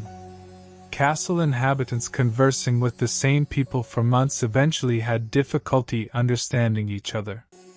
Deterioration in speech, incomprehensible murmurs, and social withdrawal became widespread. Paranoia increased as winter progressed. People began suspecting each other, producing conspiracy theories, and experiencing trust problems. Hiding food, holding secret meetings, and mutual accusations were frequently seen. Memory problems were also widespread. Vitamin deficiency, stress, and monotony weakened memory functions. People became unable to remember events from the recent past. This caused identity confusion and disruption in time perception. Obsessive behaviors emerged in many people. Repeated rituals, counting habits, and meaningless routines became widespread. Though these actions developed to reduce anxiety, they caused other problems in the long term. Aggression levels rose noticeably. Especially among young men, violent tendencies increased. Physical fights became more frequent. Emotional numbness emerged as a natural result of prolonged stress. After a point, people became unable to feel their emotions, developing indifference and social disconnection. Increased religious mysticism was a phenomenon. Desperation drove people to extreme religiosity. Collective prayer ceremonies, self-punishment rituals, and mass hysteria cases could occur. Children were the most affected group by this process. Their mental development was negatively affected. Behavioral disorders and emotional instability emerged. Alcohol use increased.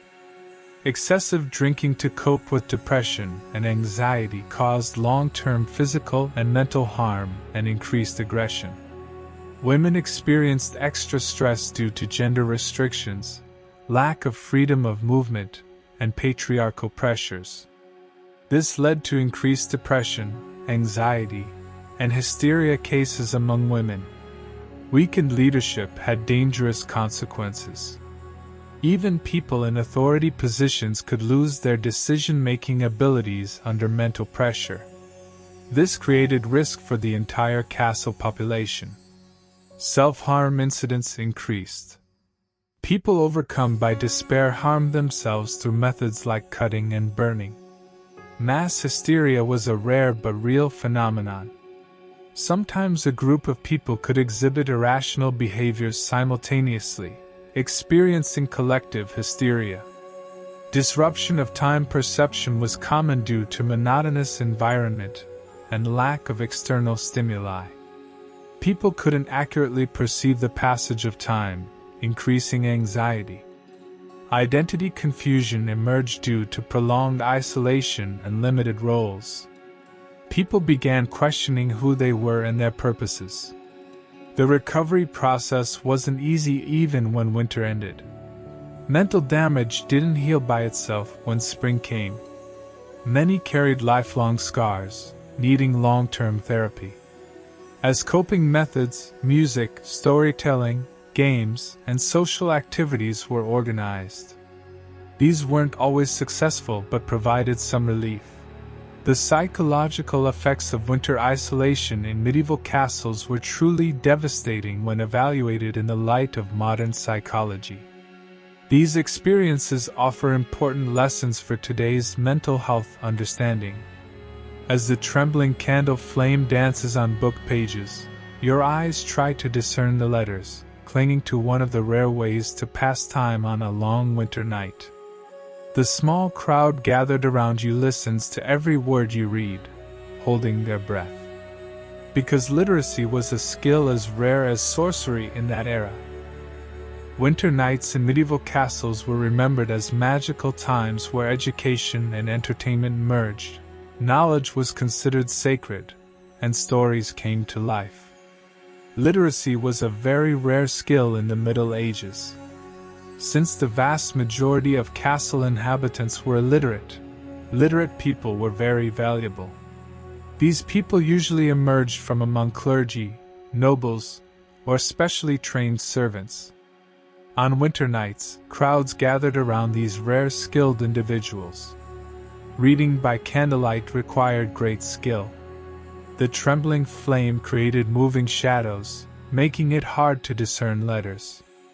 The reader had to both hold the book at the correct distance and constantly adjust the candle's position. Long reading sessions caused eye strain and headaches. Books were extremely valuable items in that era. Each book was a treasure, handwritten, bound, and carefully preserved. A book's value was sometimes worth a house. Therefore, books were handled very carefully, great care taken not to damage them. Religious books were the most common reading material. The Bible, prayer books, and saints' life stories were the most read works on winter nights. These readings were both educational and morale-boosting. Listeners found consolation in these stories, gaining spiritual strength. Historical chronicles were also beloved reading material. Adventures of ancient kings, war stories, and heroic epics enchanted listeners. These stories both provided information and entertainment. Young men were particularly affected by these heroism stories. Poetry readings were a special art form. Lyric poems, love stories, and epic works were read with special intonation. A good poetry reader could bring listeners to tears or make them laugh. These performances were like real theater shows. Philosophy and science books appealed to refined tastes. Aristotle's works, mathematics books, and writings on natural sciences were only understandable by the educated elite. These readings initiated intellectual debates, enabling exchange of ideas. Reading sessions became social events.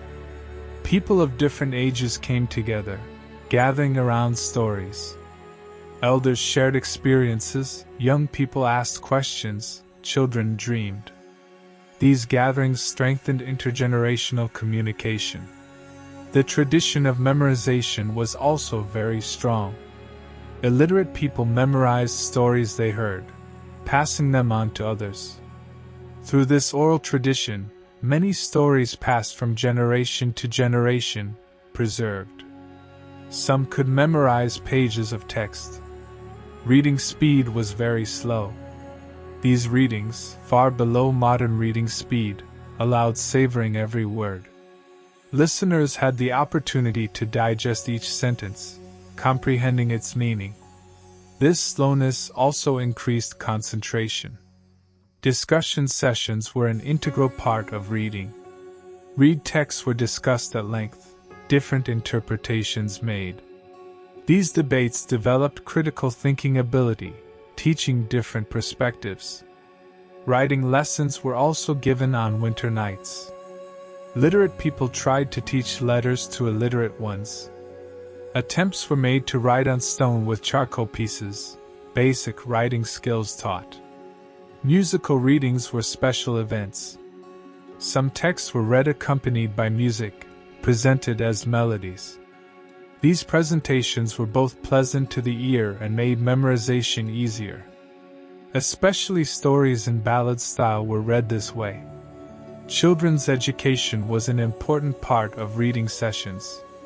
Moral values, behavioral rules, and life skills were taught to children through these stories. Storytellers were among children's favorite people. Language teaching was also done during these sessions. Latin texts were read, word meanings explained. This way, people began learning the Latin language, understanding church services better. Copying was also winter night work. Copies were made from valuable books, spreading knowledge. This was very difficult and patience-requiring work but necessary to preserve knowledge. Story creation tradition also developed. People inspired by read stories made up new stories, using their imagination. This creativity was both entertaining and instructive.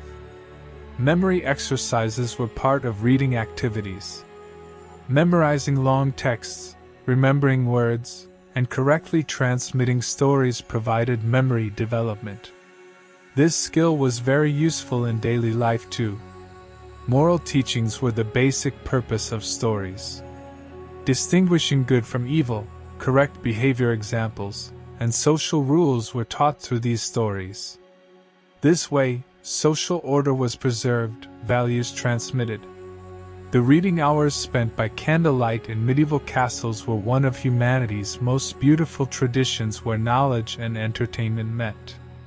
These beautiful moments are worth remembering as lights of knowledge illuminating the darkness of winter nights. The odor emanating from your body has begun to disturb even you. But everything necessary for bathing is frozen. Water, soap, and even a place to bathe are unusable. Your hair is greasy, your skin dirty, and your clothes covered in sweat, filth, and various stains. While hygiene was already challenging in the Middle Ages, winter months made this difficulty almost unbearable, turning cleanliness from a luxury into a figment of imagination. In winter months, the basic conditions necessary for cleaning disappeared. Water sources froze, soap hardened, and bathing areas became unusable. This situation created not just discomfort but also serious health risk. Accumulation of filth increased infection risk, raising the probability of contracting disease. The water problem was the biggest source of hygiene issues. Wells froze, water carrying systems broke down, and obtaining hot water became nearly impossible. The small amount of available water was reserved for drinking and cooking purposes, not used for cleaning. This forced people to live for weeks without bathing. Soap production and supply became very difficult in winter months. Homemade soaps hardened in the cold, becoming unusable. Animal fats used in soap making froze, making the process impossible. Therefore, people had to try cleaning without soap. Bathing areas became dysfunctional in winter months. Open-air baths became unusable, while enclosed areas became too cold. Bathing technology was so primitive that bathing in places without heating systems could lead to hypothermia. Clothing change also created a major problem. Since finding spare clothes was difficult, people had to wear the same clothes for weeks. These clothes became filled and overflowing with sweat, filth, and odor, becoming unhygienic. Doing laundry became nearly impossible. Hair care was one of the most neglected topics. Unable to find hot water to wash hair, people left their hair unwashed for months. This caused dandruff, itching, and even lice problems. Alternative methods for hair cleaning were sought but were ineffective. Dental care was also quite poor. Since they didn't have toothbrush-like tools, people tried to clean their teeth with fingers or cloth pieces. Oral hygiene worsened, tooth decay and bad breath problems became widespread. Various methods were tried to mask body odor but were unsuccessful. Perfume-like scents were very expensive. Only the very wealthy could use them. Common people tried to use herbal scents, but these couldn't be found in winter months. Hygiene problems for women were even more complex. Cleaning hygiene materials used during menstrual periods was very difficult. Cloth pieces couldn't be washed, so they were reused repeatedly. This increased infection risk. Children were the most vulnerable group regarding hygiene. Since adults couldn't even manage their own cleaning, sufficient attention couldn't be paid to children's hygiene. This situation led to higher disease risk in children. The situation was even more dire for the elderly. Elderly people, already struggling with cleaning due to physical limitations, became completely helpless under winter conditions. Unable to get help, their hygiene situations worsened greatly. Hygiene problems grew even larger in communal living areas. Dining halls, bedrooms, and common use areas quickly became dirty. Since cleaning couldn't be done, this filth continued to accumulate. This situation facilitated disease transmission. In case of illness, hygiene became even more critical. While sick people's cleaning needs increased, winter conditions made meeting this need impossible. This situation prolonged disease recovery, could lead to complications. Kitchen hygiene also created major problems. Washing dishes, cleaning countertops, and keeping food preparation areas hygienic were very difficult. This increased food poisoning risk, could lead to stomach diseases. Animal care also increased hygiene problems. Animals living inside the castle, unable to be cleaned, caused foul odors and disease risk. Animal feces couldn't be cleaned, creating unhygienic environments. In social life, lack of hygiene created big problems. People avoided approaching each other, social distance increased. This caused both psychological and social problems. Alternative cleaning methods were tried to be developed but were insufficient. Dry cleaning, cleaning with snow, and herbal methods were tried, but real hygiene couldn't be achieved. Disease transmission risk was the most serious consequence of hygiene deficiency. Infectious diseases spread quickly, epidemics could break out. In this situation, the castle inhabitants' health was seriously endangered. Moral collapse was the psychological result of hygiene problems. People began disgusted with themselves, lost self-confidence, and fell into depression. This lowered general quality of life, reducing happiness levels. The hygiene problems experienced in medieval castles during winter months were painful experiences showing how valuable today's cleaning standards are. These difficulties proved how important humanity's development in hygiene matters was. The loud voices coming from a corner of the great hall wake you, and you realize the argument between two lords has turned into shouting. The small disagreement that began this morning has now escalated to the point of a dual threat with swords drawn. The nobles, cut off from the outside world, forced to live between the same walls for months, have reached the end of their patience, and the smallest spark can lead to major explosions. Spending winter in a medieval castle required struggling not only with cold but also with the anger and violence born of confinement. A difficult experience. The confinement brought by winter months raised tension among the noble class to its peak. These people, who could normally relieve stress through hunting, travel, and communication with the outside world, were stuck in the same spaces with the same people all winter. This created psychological pressure. Could lead to major fights even over the smallest matters. Hierarchy conflicts were one of the most common fight causes. The noble order within the castle was complex, and everyone's position was constantly debated. Details like who would sit where, who would eat first, who would have say in which matters constantly created tension. Inheritance matters were also a major source of fights. Since deaths increased in winter months, inheritance issues frequently came to the fore. Inheritance fights broke out between siblings, cousins, and even among friends and relatives. These fights sometimes ended in bloodshed. Marriage agreements were also a source of tension. Engagement and wedding ceremonies organized in winter months became areas where different families' interests clashed. Families who couldn't agree on marrying off their young could become enemies, starting feuds lasting generations. Commercial disagreements also caused fights. Disputes began among nobles who couldn't agree on matters like land ownership, tax rates, trade rights. These arguments sometimes turned violent. Money matters could end friendships, create enmities. Military matters created conflict.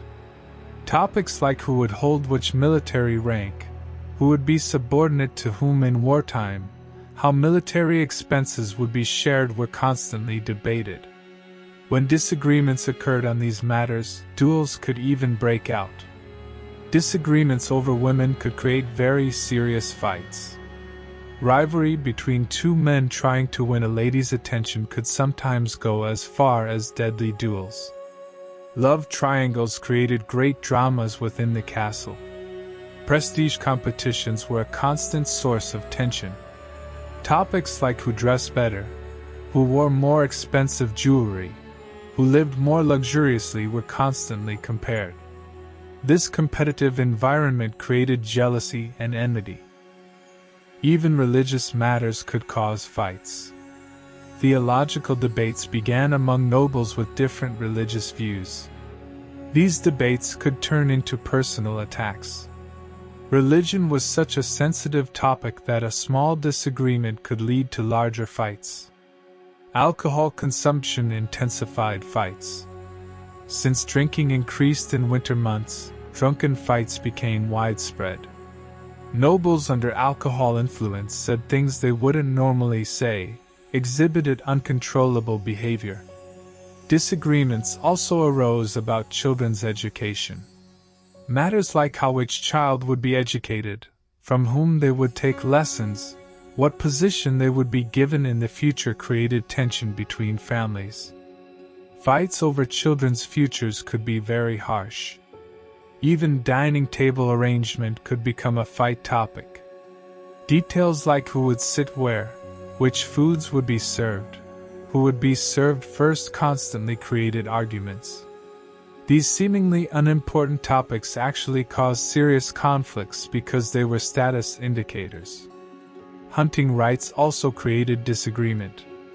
Matters like which hunting ground would be whose right, how hunting spoils would be shared, who would use hunting equipment caused fights. Since hunting was both sport and prestige matter, competition was very intense. Guest hosting matters also created tension. How arriving guests would be welcomed, who would host which guests, how expenses would be shared caused disagreements. Since hospitality was a prestige matter, fights broke out. Fights among young nobles were particularly violent. Young people's energy, lack of experience, and impatience intensified fights. Power struggles among young men sometimes became uncontrollable. Female nobles also became involved in fights. Competition among noblewomen, gossip wars, and intrigues were no less dangerous than men's fights. Women's fights could be more insidious but equally effective. Elderly nobles could either fuel or calm fights with their experience. Some old lords managed to pit young people against each other, using fights for their own interests. Others tried to seek peaceful solutions. Dual traditions determined how fights would be resolved. Disagreements that became matters of honor were attempted to be resolved by duel, and these duels could sometimes end in death. Since duel rules were complex, new disagreements could emerge. Reconciliation rituals had also been developed. Various ceremonies and rituals were applied to reconcile fighting parties. These reconciliation processes were sometimes effective. Long-term friendships could be established. The noble fights experienced in medieval castles during winter months were striking examples of human nature's reactions under stress. These fights formed an inseparable part of castle life as both dangerous and inevitable social events. As your foot reaches for the next step, it suddenly slips, and the stone railing you try to grab for balance is covered in ice. While your body falls uncontrollably backward, the only thing passing through your mind is how this fall will end. In medieval castles, winter months were a dangerous period where every step carried potential accident risk. Traversing stairs required courage, and daily life came face to face with death. Castle architecture made falling accidents inevitable.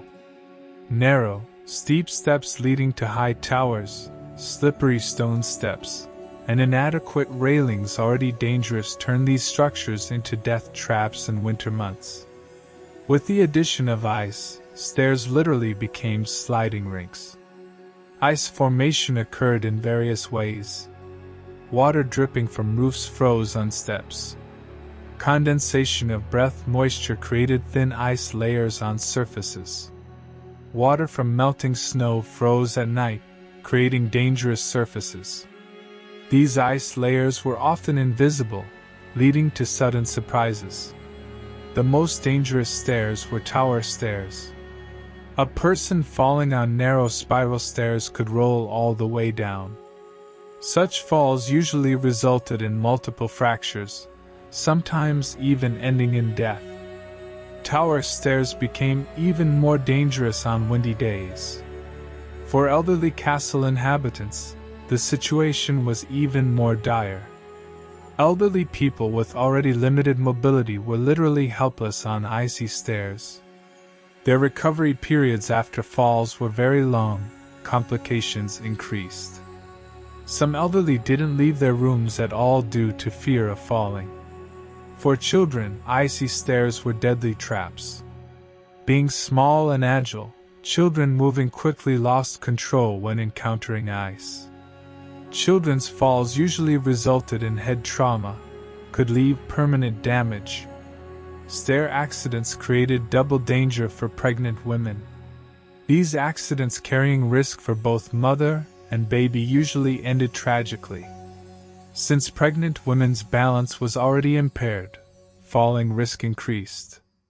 Stairs were extra dangerous for those carrying heavy loads. People with restricted field of vision, changed center of balance, could fall very easily on icy steps. The heavy loads they carried caused additional injuries after falls. Night stair use became particularly risky. Seeing ice in darkness was nearly impossible. Candlelight provided insufficient illumination, shadows could be misleading. In the silence of night, sounds of falling from stairs woke the entire castle. First aid possibilities after falls were very limited. Since modern medical intervention methods didn't exist, falling accidents usually left permanent damage. Bone fractures, incorrect healing, internal bleeding detection impossible. Head trauma treatment didn't exist. The most common injury types were bone fractures. Arm, leg, rib fractures were among frequent injuries. These fractures were treated with primitive methods, often leading to incorrect healing. Mobility could be permanently restricted. Head traumas were the most serious injuries. Heads hitting stone steps could receive heavy damage, lose consciousness, even lead to death. Since brain hemorrhage couldn't be diagnosed, many head traumas ended in death. Internal bleeding played the role of silent killer. Internal injuries not visible externally couldn't be diagnosed, couldn't be treated. A fallen person might appear normal, but damage occurring in internal organs could lead to death over time. Spinal injuries led to the most terrible consequences. Impacts to neck and back areas could cause paralysis, leaving the person crippled for life. Spinal injury treatment was impossible in that era. Falling psychology was also an important factor. People who experienced serious falls once could develop stair phobia, becoming unable to continue normal lives. This fear led to social isolation, lowered quality of life. Protective measures were very limited. Simple methods like sprinkling salt, throwing sand, or spreading straw were tried but were insufficient. Adding railings or stair repair were very expensive and difficult jobs. Servants were the group at highest risk. These people who had to constantly use stairs faced great risk several times a day. Servant deaths were considered normal, replacements brought in. Soldiers were also in the high-risk group. Climbing stairs in armor was already difficult, becoming nearly impossible under icy conditions. When armored soldiers fell, injury severity increased. Rescue operations were also dangerous. Those trying to rescue fallen people were exposed to the same risks. Secondary accidents could occur. Carrying stretchers on stairs was nearly impossible. Falling statistics were horrifying. In winter months, stair accidents tripled, death rates increased dramatically. At least one serious falling accident occurred every day. Several deaths occurred weekly. These accidents with serious social consequences overturned family economies. People unable to work became burdens for their families. Livelihood difficulties experienced. The accidents on icy stairs in medieval castles remain painful memories, showing how vital today's workplace safety standards are. When you open the storage door a crack, the smells seeping inside evokes mixed feelings. A blend of hopeful grain scent and worrying mold scent. While checking the food stocks you carefully saved for winter, you remember they're decreasing a little more each day. Some are beginning to rot, and months remain until spring arrives. In the Middle Ages, surviving throughout the winter months depended on the ability to preserve food from rotting, and this ability literally became a matter of life and death. Food preservation technology was the basic condition for survival in the Middle Ages. In this era, without modern refrigerators and canning technology, preserving food from rotting was an art requiring great skill. Every family's ability to sustain life depended on how well they applied these preservation techniques. Salting method was the most common preservation technique. Intense salt was used to preserve protein sources like meat and fish. Salt absorbed moisture, preventing bacterial growth, slowing food decay. However, if the salting process wasn't done correctly, foods could still spoil, leading to salt waste. Drying method was one of the oldest preservation techniques. Fruits, vegetables, meat, and fish were dried in sun or wind, reducing moisture content. In winter months, this method became difficult due to lack of sun. Drying indoors was attempted. Drying by fire could create fire risk. Smoking technique was used especially for meat and fish. Foods were kept in specially built smokehouses for days. Smoke killed bacteria and gave food a special flavor. However, this method was expensive as it required much wood consumption. Preserving in wine and vinegar was also a common method. Acidic environment prevented bacterial growth, keeping food fresh longer. Vegetables were preserved in vinegar, meats in wine. The disadvantage of this method was that wine and vinegar were expensive. Preservation in oil was a technique especially used by wealthy families. Olive oil, butter, or animal fats isolated food from air, preventing decay. Though effective, this method found limited use due to oil costs. Underground storage was an old but effective method. Root vegetables and grains were stored in specially prepared pits. The natural insulation of soil prevented temperature changes, providing constant moisture. However, mice and other rodents could damage these storages. Preservation with honey was a luxurious method. Honey's natural antibacterial properties preserved food from decay. Fruits and some meats could be preserved in honey. Since honey was very expensive, it was only used for the most valuable foods. Fermentation technique was used for both preservation and increasing nutritional value. Cabbage was turned into sauerkraut, milk made into cheese, grains fermented. Fermented foods lasted longer and had increased nutritional value. Freezing preservation was the natural advantage of winter months. Foods were stored frozen, the decay process stopped. However, freeze-thaw cycles could damage food texture, lead to taste changes.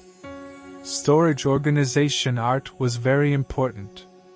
Correct arrangement of foods, ventilation systems, and moisture control were conditions for successful storage. Wrong arrangement could lead to spoilage of all stocks, causing hunger. Mold combat required constant war. Mold spread quickly in humid storages, could render large amounts of food unusable. Moldy parts had to be cleaned immediately, spread prevented. Pest control also carried critical importance. Mice, insects, and other pests were storage area's greatest enemies. Cats were fed, traps set, and storage areas kept under tight control. Portion control required long-term planning. How consumption would proceed throughout winter was calculated in advance, daily portions determined. Balance had to be struck between risk of early depletion and hunger threat. Quality control was a daily task. Stored foods were checked every day, those beginning to spoil separated.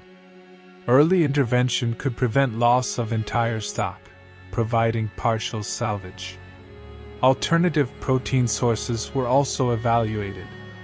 Due to difficulty finding fresh meat in winter months, attempts were made to obtain proteins from dried insects, fish bone powder, and bone meal. Water storage was a separate art. Special techniques were applied to prevent drinking water from freezing. Cleanliness tried to be maintained. Since spoiled water could sicken the entire family, water quality was very important. Seed preservation was vital for the next year. Seeds for planting were specially protected, stored without rotting or sprouting. Losing seeds meant next year's hunger. Emergency plan preparation was also necessary.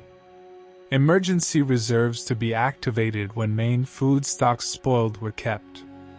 These reserves usually consisted of the most durable and least preferred foods. Community cooperation increased storage success. Food sharing, information exchange, and joint storage practices among neighbor families increased survival chances. The art of winter food preservation in the Middle Ages was among the most striking examples of difficult struggles, showing how revolutionary modern food technology development was. In your dream, you're lying under the sun on a tropical island. Your entire body feels warm and comfortable. But you suddenly wake up and in the real world your teeth are chattering, your toes are numb, and you're shivering curled up under blankets. Sleep has escaped you tonight. The discomfort caused by the cold won't allow you rest. Winter sleeps in medieval castles were hours of ordeal spent dreaming of warmth rather than real rest, and almost no one could get quality sleep. The body fighting cold disrupted the natural sleep cycle. The human body needs a certain temperature level to sleep. When this temperature couldn't be provided, sleep quality dropped dramatically. The icy atmosphere of castle rooms completely overturned this natural cycle, leaving people sleepless. Trembling sleep became the most common problem.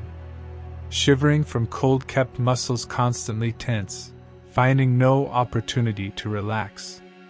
This muscle tension prevented deep sleep, causing superficial and interrupted sleeps. Dream contents had changed dramatically. Castle inhabitants' dreams constantly revolved around warmth, sun, fire, and tropical places. These dreams were so common that even dream interpreters began accepting this situation as normal. Waking frequency increased as the night progressed. Cold woke people every half hour, requiring hours to fall asleep again. This constant waking sleeping cycle caused mental fatigue, lowering next day performance. Sleep problems in children were at even more serious levels. Since small bodies lost heat faster, children cried throughout the night, waking their parents. The entire family remained sleepless. Everyone's quality of life lowered. Elderly sleep situation was the most dire. Already disrupted sleep patterns were completely overturned due to cold. Elderly castle inhabitants stayed awake for hours at night, shivering until morning. Sleep was much more difficult in collective bedrooms.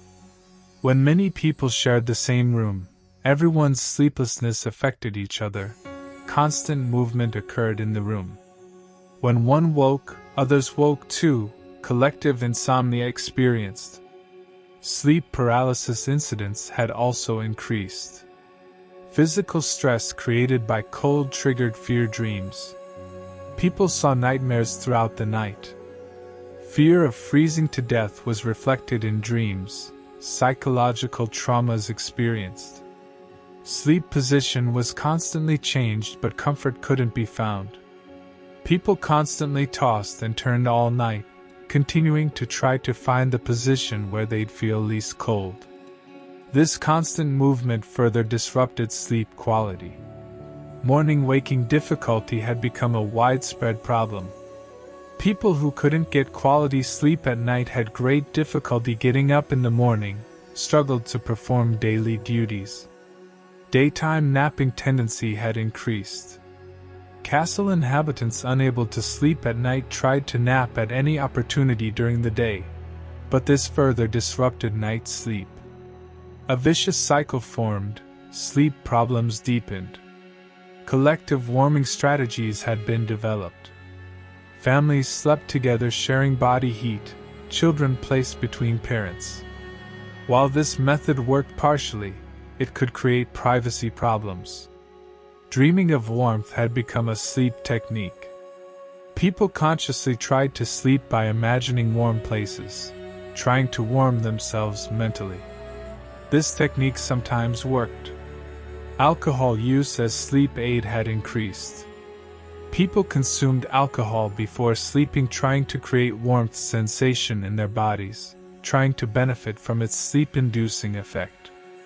But since alcohol disrupted sleep quality, it created problems long-term. Breathing techniques had been developed. People trying to warm under blankets by exhaling warm breath did special breathing exercises. While this method provided temporary relief, it wasn't a permanent solution. Movement warming attempts were made. Blanket movements in bed, finger exercises, and tension relaxation techniques were applied. These movements increased blood circulation, providing temporary warmth. Hot drink rituals had become widespread. Before sleeping, hot tea, milk drinks, or spiced mixtures were drunk, trying to warm the body from within. These rituals also provided psychological comfort. Storytelling tradition was used as sleep aid. Stories told about warm climates, sunny days tried to provide mental warming. Prayer and meditation techniques were used for sleep. People trying to forget cold through religious prayers and mental focus exercises tried to relax through spiritual methods. Herbal mixtures were tried as sleep medicines but weren't very effective. Mixtures prepared with few plants available in winter provided temporary relief but couldn't solve the basic problem. Harboring hopes for the future had become a sleep technique. People tried to sleep consoled by thoughts of spring coming, warm days returning, trying to sleep by nurturing hope. The winter sleep problems experienced in medieval castles were painful experiences, showing how valuable modern bedroom comfort is. These sleepless nights were difficult tests, pushing the limits of human endurance. To get through the night, you lean against your dog's furry belly and feel somewhat relieved by the warmth you get from its body heat. Along with the hoarse sounds from the stable below, the purring of the cat curled at the foot of your bed also reaches your ears. In the Middle Ages, the relationship between humans and animals wasn't just a working partnership but also mutual warming and survival struggle. Animal warmth had literally become a life-saving resource. This valuable partnership found its deepest meaning on winter nights. Dogs in castle life weren't just guards but also life-saving heat sources. These loyal animals slept next to people on cold nights, sharing body heat, providing natural protection against freezing danger. The tradition of sleeping with dogs was so widespread that almost every family kept at least one dog in their bedrooms. Castle dogs came in various sizes. Large dogs were especially valuable as they produced more heat. But small dogs also had advantages. Because they occupied less space, could sleep more comfortably with children. Dog selection was based not just on character and skills but also heat production capacity. Close relationship with horses was also a common practice. Stable workers slept next to horses on cold nights, benefiting from these large animals' body heat. Horse stables therefore became popular sleeping places in winter months, with competitions for spots occurring among servants. Cat companionship was especially common among women and children. Cats' high body temperature and ability to sleep comfortably made them ideal bed companions. A cat sleeping on your chest could provide hours of warmth and comfort. Poultry was also used for warming purposes. Chickens and geese were sometimes brought inside homes, especially sharing the same space with people on very cold nights. Though this practice had hygienic problems, it was tolerated since survival was the priority. Heat from goats and sheep was also utilized. These animals provided both milk and heat, offering double benefit. Especially sick children were fed goat milk while also benefiting from the goat's warmth. Animal shelter locations were strategically determined, arranged to provide maximum heat sharing. Stables and pens were built as close as possible to living areas, enabling quick access when needed. Co-living arrangement required complex rules. Matters like which animal would sleep where, who would sleep with which animal were carefully planned. Conflicts tried to be prevented. Animal hierarchy could affect human hierarchy. In illness situations, animal warmth became even more critical.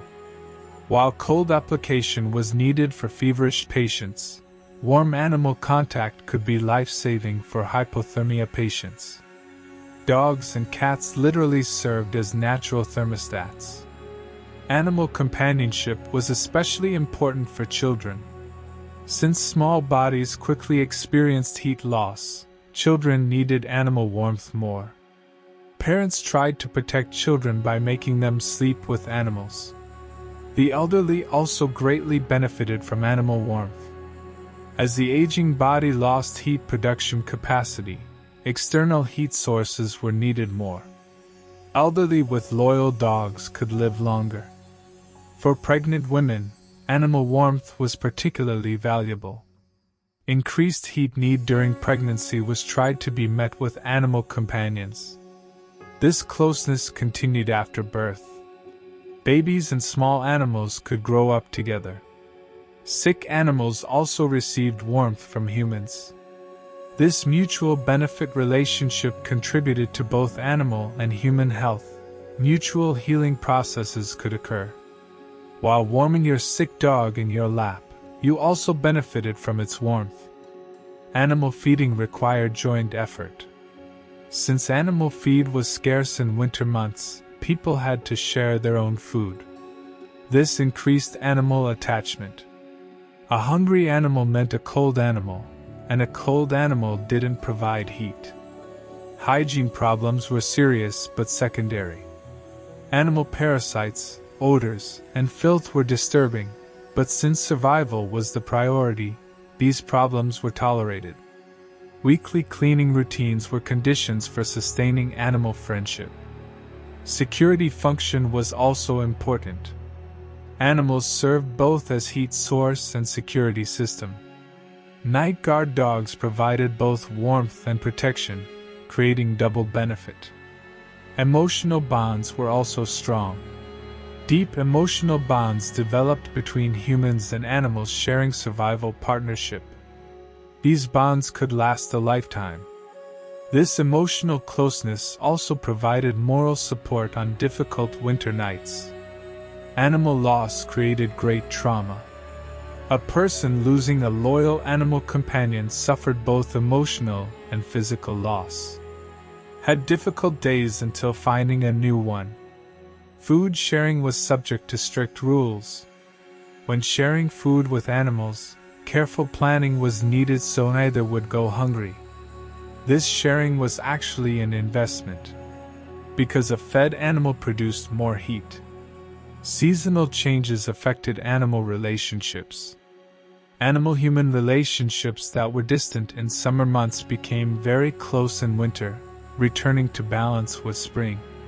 The pursuit of animal warmth in medieval castles constituted one of the most intimate and functional examples of humanity's relationship with nature. This mutual benefit relationship brought not just survival but also mutual love and loyalty. Good night.